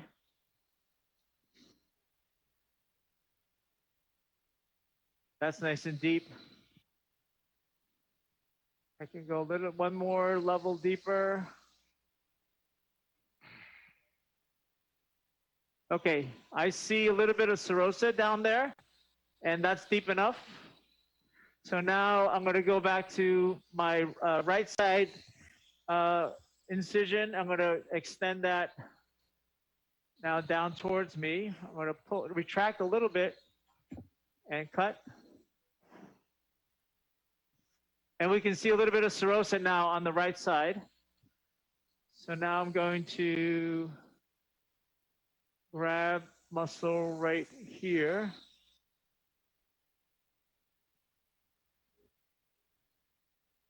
And one more time. Just want to get far enough, but not too far. There, there, there, there. Okay, just a few more strands right here. Yep, right. I got it. Right there. Yep. Yep. Yep.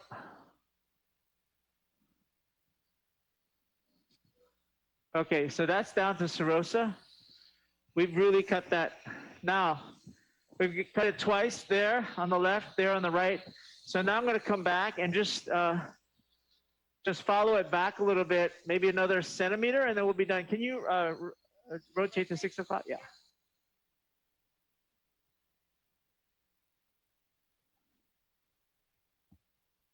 That's 12.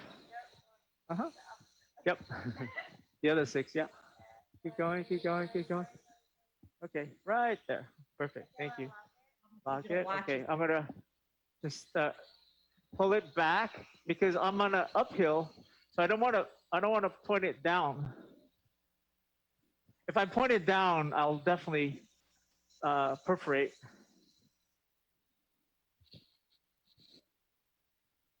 Okay, just have a little bit more right here. I'm gonna grab that muscle, pull, cut, grab that muscle, pull. That's serosa there, so I have to be really careful. Pull. That's muscle. There's muscle here. Hey, Ken, just real quick, we have a question from one of the guys about the type of knife. Why not use the IT Nano? Okay, so that is about 2 centimeters. I'm just gonna take this one ridge here. Ken, can you hear us?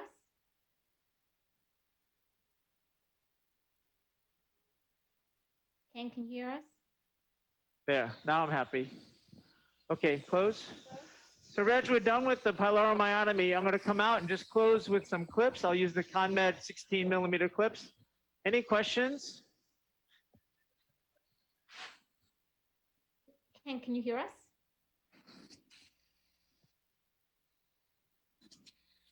I don't think he can hear us. So here I'm back at the mucosa. Okay, so I'm taking a feel of the. Okay, are we coming? Okay. Well, that looks great, Ken. Just in the interest of time, we're going to now switch back to Winthrop here. There you go. Stavros, we're back with you live. Can you hear us? Hi, just 1 minute. I don't take any more time from Ken. So this is the closure. Looks very nice. We did basically retroflex suturing with overstitch. And the defect is closed, so we can discharge her home. We'll just keep her overnight and send her home tomorrow. And if you want to see the piece ex vivo, that's the piece. And we're gonna pin it. We pin it with the mucosa facing down. That helps orient the pathologist in terms of having a negative margin on the deep pole where the serosa is, and then where the luminal side is. So this is it. So I guess goodbye from Winthrop. It was a great course, and thank you. And you can return to Ken. Stavros, that was absolutely incredible. I think you are now officially my new hero. That was just absolutely amazing. So really appreciate you doing it. You know, I think if nothing else, we're getting a little nervous about the GIs taking over our business. So I think from here, we're going to cut away to an actual surgical procedure to see how the surgeons do it. So, but thanks again, Stavros. Yeah, awesome, Okay, awesome thank work to Ken and you, Stavros, and the people at Brigham. Really fun time. So we're going to switch gears a little bit here and show something that is not live, but an unedited video of a type 4 paraesophageal hernia done robotically. So if we can bring that up. Okay. Whenever you're ready, just there we go. That was designed also to play this bariatric surgery on 600-pound people, and you can understand why it has the strength that it has.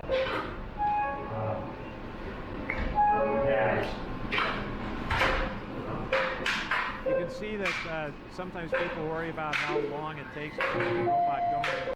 It took us 1 minute and 20 seconds to get the docking done and the instruments placed. So really not much time at all once you get the routine down. Zip up. Reg, this is Trip. How many robotic cases have you done so far?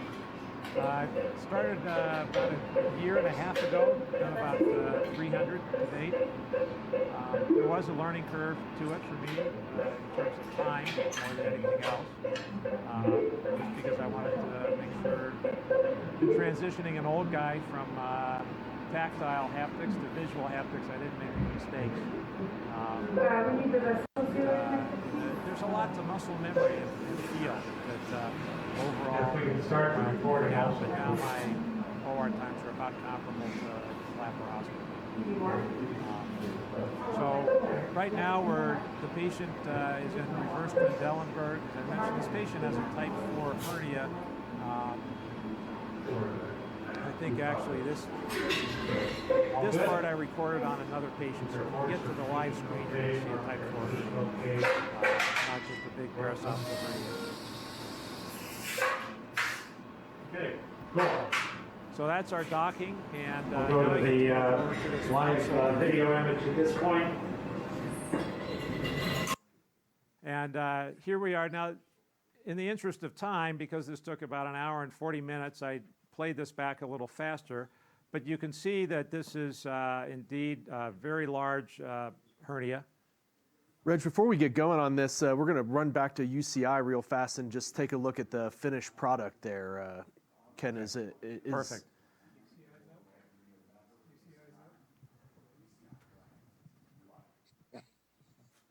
pause mine? Hi, Ken. Can you hear us? Yes. Hi. So I guess as John mentioned, you really are just going to cut in on our surgery and just show us that we don't need surgeons anymore. But that looks amazing. Yeah, thank you. Yeah, so I think we got about 2 centimeters of antral thick muscle all the way to pylorus, all the way to the duodenal side without violating the duodenum. So we're coming out of the tunnel, and then I'm going to show you closure. I started with the first clip, which is the most important clip. We want the clip to evert the wound upwards like this, and in midline. So I think this is a very tricky closure because we're essentially starting at the bottom of the hill and aiming up. This is all uphill, John. So I'm gonna try to put my second clip under my first clip and raise it up so I can grab below it open. So these are very nice clips. They're 16 millimeter wingspan. So what I do is I straddle clip number 1, which will help me to position myself. And then I'm gonna have Josie rotate a little bit clockwise. Right there, stop. Okay, good. And we got some contractility going on. Okay. All righty. So let's see. Where's my wound? My wound is over there. Okay. Close, close, close. And I just want to see my 2 edges, make sure that they're not overlapping. And then I've got equal amount of tissue on both sides, which I do. What do you think, Gabe? Deploy? Ken, there's a question of what diameter clips are you using? Yeah, 16 millimeter wingspan. That's one of the largest wingspan, I think, available. Some clips go to 11. This goes to 16. Now I've got a little bit more, I think, tissue on the right. I think this is fake out in front of us. This is not real. Let's see. Do you use Flip it all pre and post, Ken, to look What's at that? how good your job is? Got it. Do I use what? Flip. Oh, flip. Yeah, that's a great question. Oh, so okay. Yeah, so we did some flip, and there's been some studies looking at diameters of 12 or smaller, more or less predicts that the patient needs a pyloromyotomy, but we have not found it super helpful, but we're still doing some correlation with it. And it's not so easy to get that open. All right. Rotate a little bit counterclockwise. It's not so easy to get the endo flip to the pylorus. Okay, stop right there.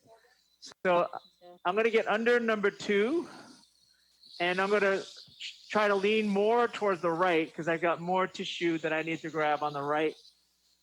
And let's close, close, close.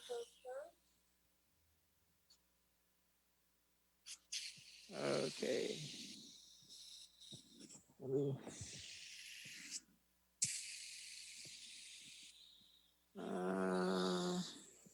Yeah, can open.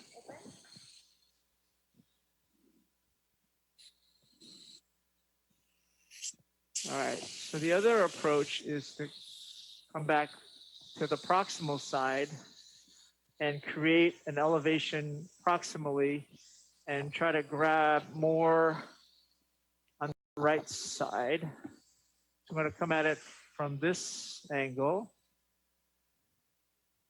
And yep, right there. Advance. Okay, start closing. And deploy. Okay. So that's a little bit of a safe maneuver because the edges aren't perfectly straight. The last thing you want are the edges to evert downward into the wound. So this elevated everything up. And now I think 2, max 3 more clips and I'll be okay.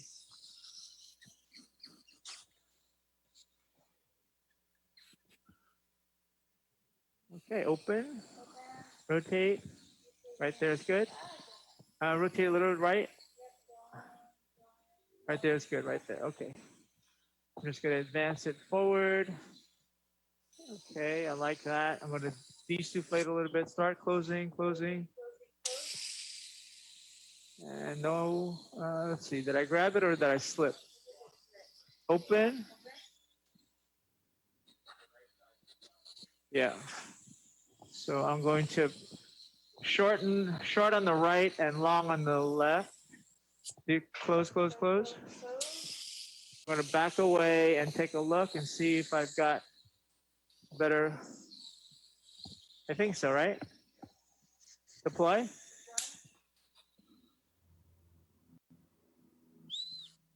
Okay, good.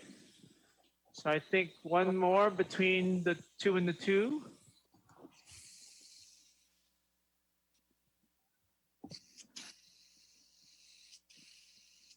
So I could have used the endo cinch, endo stitch, sorry, but this is working really well. Ken, we saw an example of the endo stitch earlier today by Stavros. Yeah. What makes you decide to clip or endo stitch? What's your thought process there? Close. I think it's left open. Hold on, John. I'm trying to walk and chew gum here. Okay. All right. Close. That felt, nope, open. Yeah, this right side is not. Yeah, so usually in the esophagus after a poem, I will definitely use clips. Usually for these, I use sutures. Close.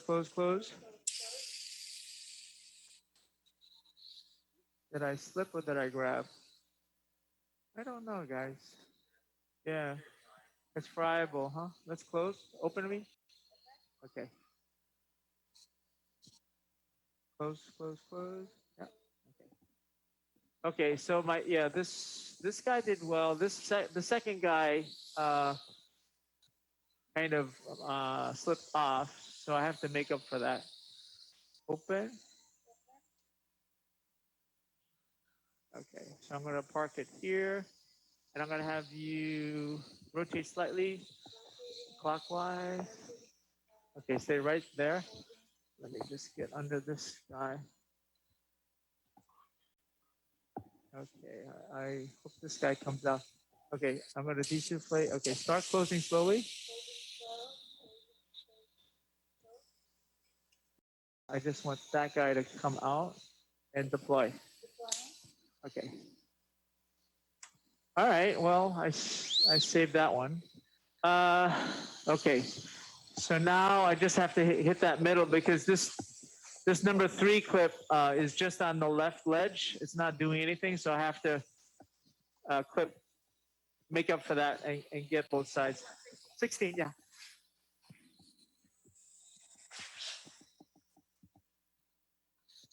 I think the closing took longer than the procedure.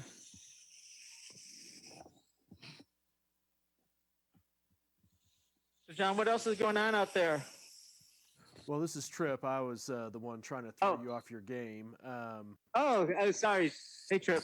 How are you? I'm doing great. But this is looking at, I was commenting earlier to John and Reg that, the entire day-to-day, this endoscopic tour de force is really experts only. I mean, what you guys are able to accomplish is truly incredible. Thank you. Rotate clockwise. Nice, nice, right there. Okay. So now I'm going to lift up behind number 2 if I can. Avoid, so I'm up, I'm going to lift there, and then I'm going to try not to, okay, I'll move that guy over and start closing, closing, closing. I don't know if I slipped or not. I feel like felt like I slipped open. Yeah.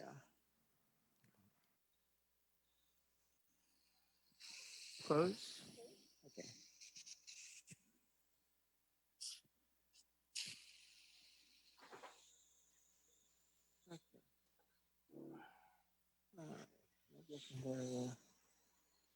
Okay, rotate counterclockwise. Okay, open. Nice. Okay. Now we're gonna come in a little bit, try to get behind number 2. Raise number 2 up.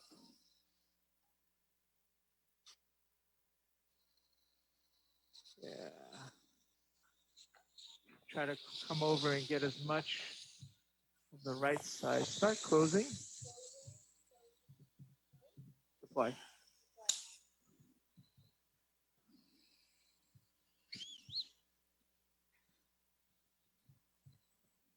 Okay.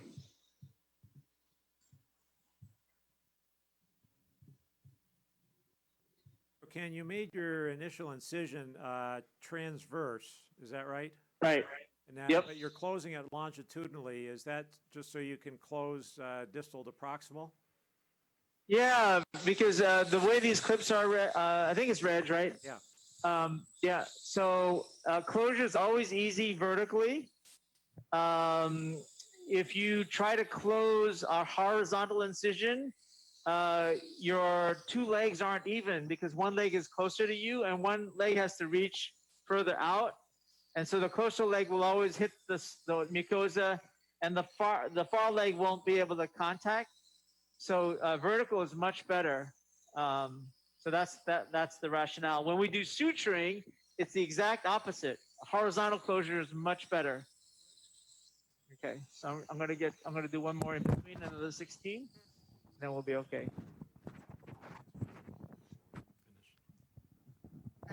Oh, okay. Yep, we're just waiting for one more clip and we'll be done. So I don't know if there's any other, or you want to go to some of the other pre-recorded cases? You know what? Let's go to the pre-recorded cases, and I think you can show us that we can flip back at the end, but I think everyone knows you're going to get this closed superbly. So. Yep. Okay. Very good, Ken. Thank you. Thanks, Reg. Awesome. Okay. Okay, so we're back again here. So a couple of things that I'll just note with robotics here in terms of instrumentation. The instrument on the right-hand side is a vessel sealer, which has bipolar and then has a separate knife that allows you to cut tissue. Right here, we're trying to get into the hernia sac. And generally, I found the 11 o'clock position to be kind of at least what works best for me. And I'm not even worried about the contents. I don't even generally touch the contents at this earliest stage. I try to get into the hernia sac. And once we get into the hernia sac, then the planes start to open up. And as we do so, the hernia sac is actually a pretty robust structure typically. And we can pull on that, and as we do so, we start to kind of get the hernia sac back into the abdomen. And so this is just a mixture mostly of blunt dissection. If we get into the right plane, it's blunt dissection. We're coming down the right crus here and getting some fat out of the way. You'll notice that our liver retractor is simply a blunt probe. We put everyone that has any obesity, central obesity or whatever, on a pre-op bariatric diet, and that enables the liver to shrink significantly. And with that, exposure is rarely a problem for us, even with the blunt probe. I started using the before robotics because it gave us a way to put the probe actually up into the, elevate the hiatus and help exposure. With the robot and the articulation of the instruments, we're able to push the hiatal edges aside and see, I think, much more easily up high into the hiatus. So this is a pretty large sized hernia. I have our PA, Alyssa, giving some additional retraction. And one of the other nice things that I've found is that with the robotic instruments, I can actually have two power sources at once. So the left hand is actually a bipolar grasper. So if I get some bleeding at one site, I have two different ways to try to get it under control. I noticed that that you did that, and that is pretty slick. So here we're just taking down, in these type 4 hernias, very common to find omentum and sometimes colon adherent to the edges of the diaphragm, to the edges of the hiatus, and it takes sometimes some dissection to get those down. And here we are just sort of gradually sort of getting a feel for things. The stomach itself is volvulized anteriorly on itself. And now we can see up into the sort of into the hernia sac, and that helps me define which way I need to go as I'm coming down the left side. So again, just blunt dissection, pulling fairly firmly on the hernia sac to help mobilize it. Working our way down and trying to get down to about the 5 o'clock position on the left crus.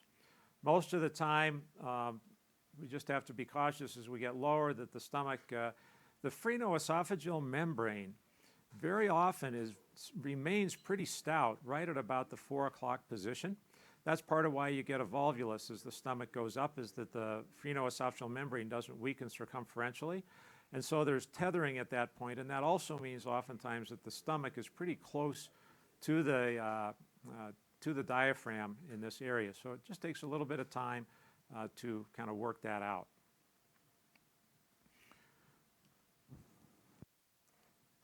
Yeah, we saw a large robotic hernia by Caitlin yesterday, and you both take a similar approach, and I do too, of getting that out circumferentially, and I think it's worth emphasizing that concept that you got to be really careful as you get down to the median arcuate ligament and looking around maybe the other side. Yeah.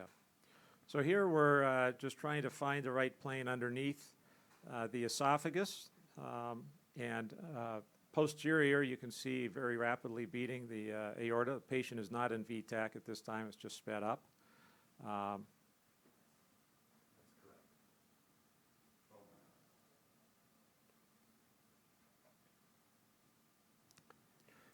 Seems like right here, I'm the last holdout on robotics, but it seems like the articulation is really helping you here, Reg. Yeah, it does. And as we get up into the mediastinum, we'll see it a little bit more. This patient has a pretty good-sized hiatal opening, and so we didn't have to use it as much. But oftentimes, if you try to get up high into the mediastinum and there's either a stiff crura or it's fairly small, it can be really hard to see with the straight instruments because they have to work. They can only work in one direction. Whereas with the articulated instruments, you can actually take the end of the straight stick, use that as your retractor, and then articulate the very tip to help show you where you want to go and do its work. So to me, this is one of the big advantages that I've seen with the articulation. Initially, I didn't think it would be that big a deal, but it turns out that it's really tremendously helpful. So here we're just using a cheap little whistle tip to suck up a little bit of the blood. This is probably less than 5 cc's of blood here.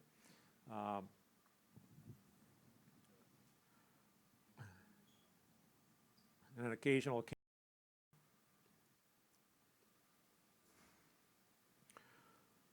So as we come back in, you'll notice that really the hernia sac ends up being attached not only to the mediastinum, but it's also attached to the esophagus.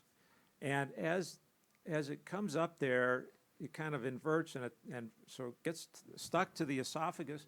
And learning to take the hernia sac off of the esophagus, I think, as you see us peeling it down here, is one of the things that I think we don't always teach or make very clear. But if you don't take that off of the esophagus, then you don't really get down to isolate where the angle of hiss is. In the process, we're sort of pulling medially and laterally, and you'll see that the anterior vagus nerve will sort of start to come into view better here. When we talk about a short esophagus, I think one of the things that, from my point of view, is that really most of the shortening in the esophagus that we see is not congenital. It's due to chronic fibrosis on the esophagus. As it slides up, it gets kind of accordioned up there, and then fibrosis kind of fixes it in place.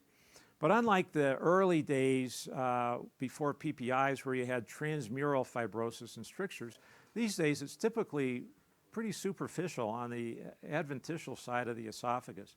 And so if we spend some time cleaning off the, I'll call it the schmutz on top of the esophagus, on the outside of the esophagus, if we clean that off, then most of the time the elasticity in the esophagus will return. And we have not had issues with needing to do a collis gastroplasty. So that's just a different approach to it. It takes a little more time and effort to get everything fully cleaned off. You can also mobilize anterior and posterior vagus nerves off of the esophagus. And that will also give you additional length because that's where a lot of this tethering goes.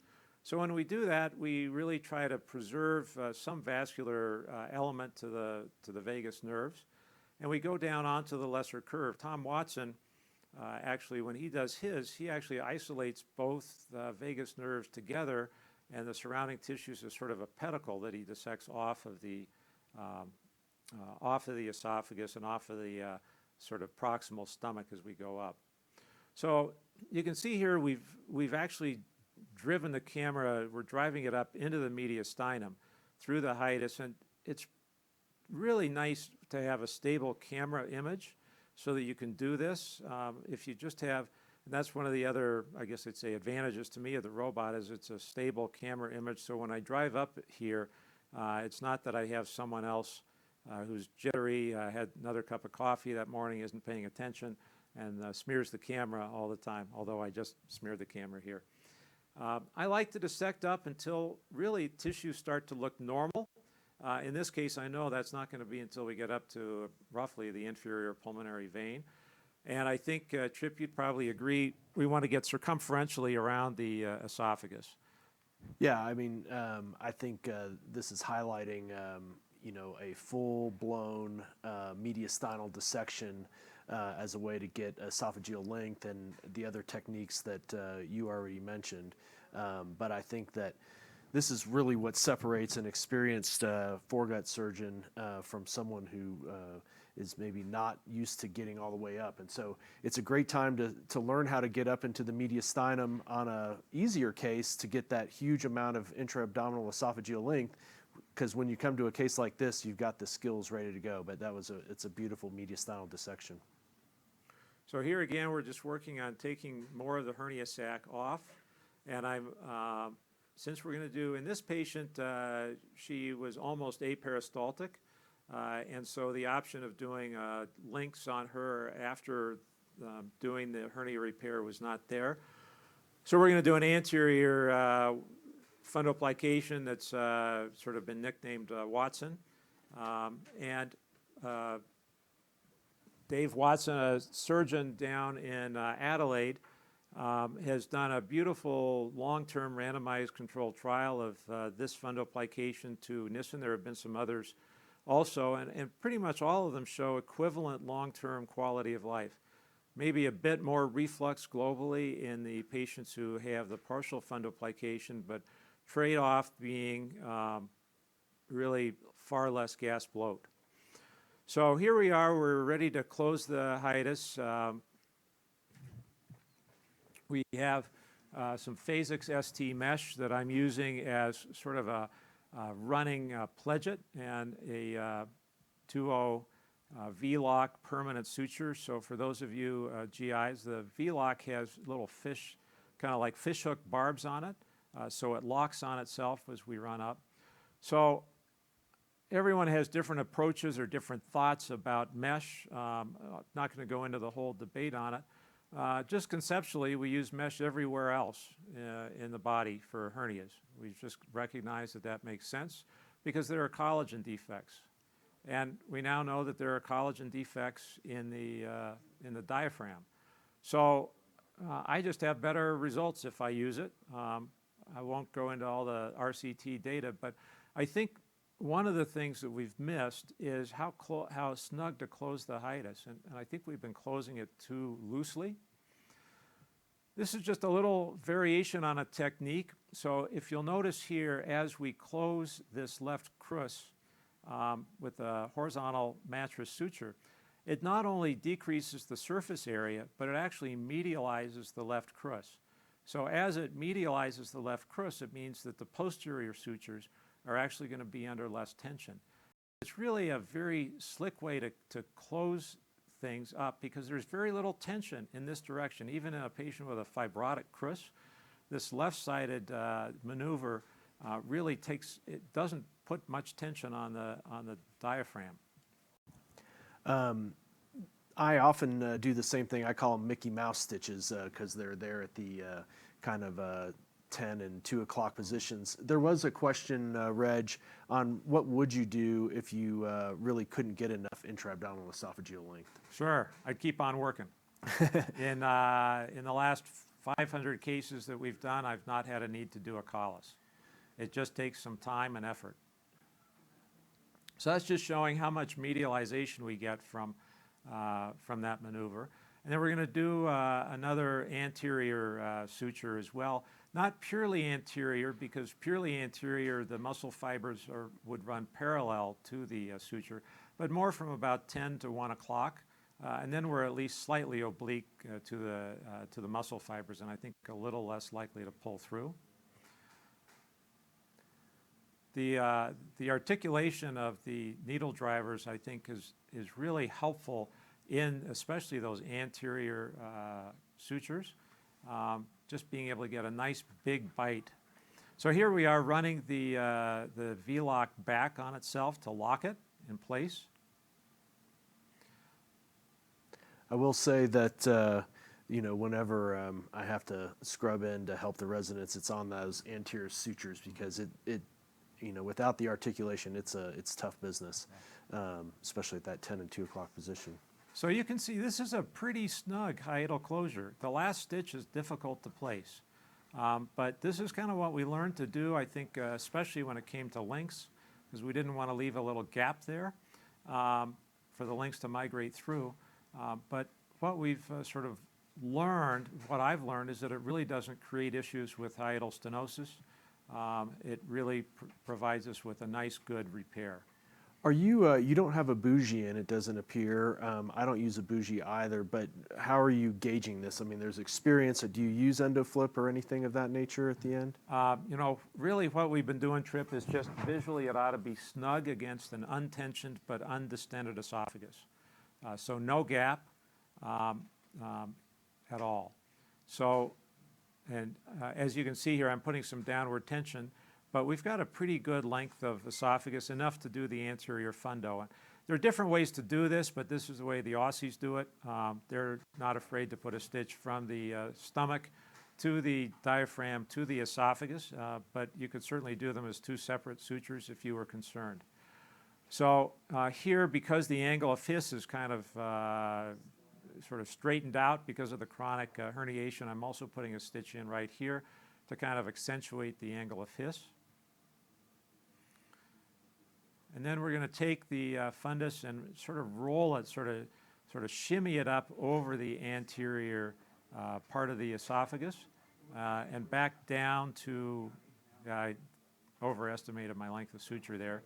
But you can see how difficult it would be to kind of place those kind of sutures without that articulation. Still possible, but much easier this way. So we're going to kind of, again, fold the stomach back up around anteriorly. and actually bring it back over to about the 6 or 7 o'clock position. So the first stitch on the left side incorporated some esophagus. Then we're going to just suture the fundus to the diaphragm, except for our last 2 sutures, which are also going to incorporate esophagus. And I think you need to do that in order to keep the esophagus, to keep the fundoplication from sort of rolling down onto the upper part of the stomach. So I do think that the fundoplication needs to be anchored both to the esophagus and to the diaphragm. If you want to do it in one swell foop like we did here, that's great, or you can do it in 2 separate sutures. The nice thing about this is you notice that here I'm coming around to 180 degrees. I can stop at 120 degrees, or I can stop at 90 degrees. And in some patients, that's what we've done when we've been very concerned about potential side effects. So we've wrapped it up.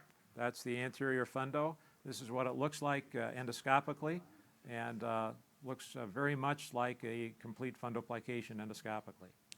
Looks really nice. Beautiful. Okay. We're trading off to somewhere else, are we? Okay. Oh, we're calling it a day? Awesome. Yeah. Okay.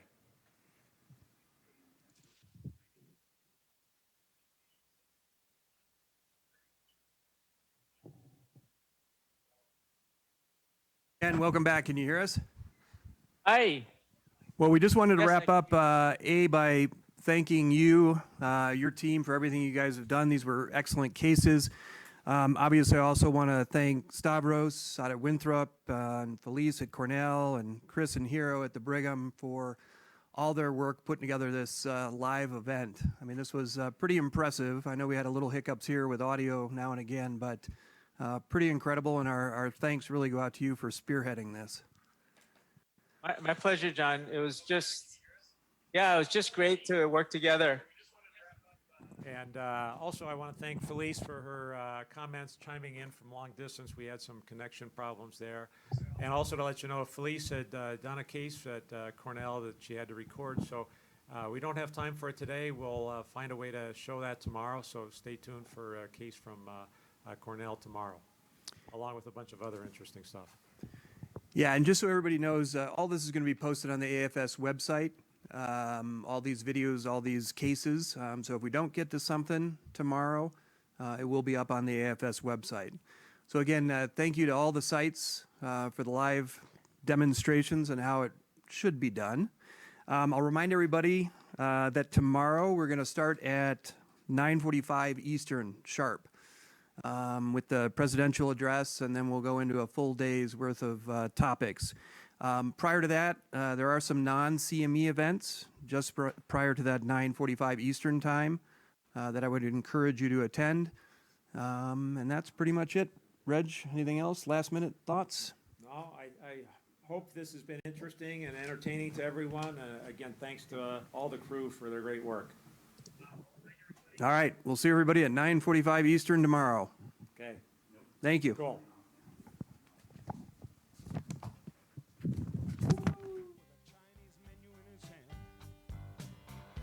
Walking through the streets of Soho in the rain, he was looking for a place called Lee Ho Fooks. Gonna get a big dish of beef chow mein. Ahoo, where was London? Ahoo,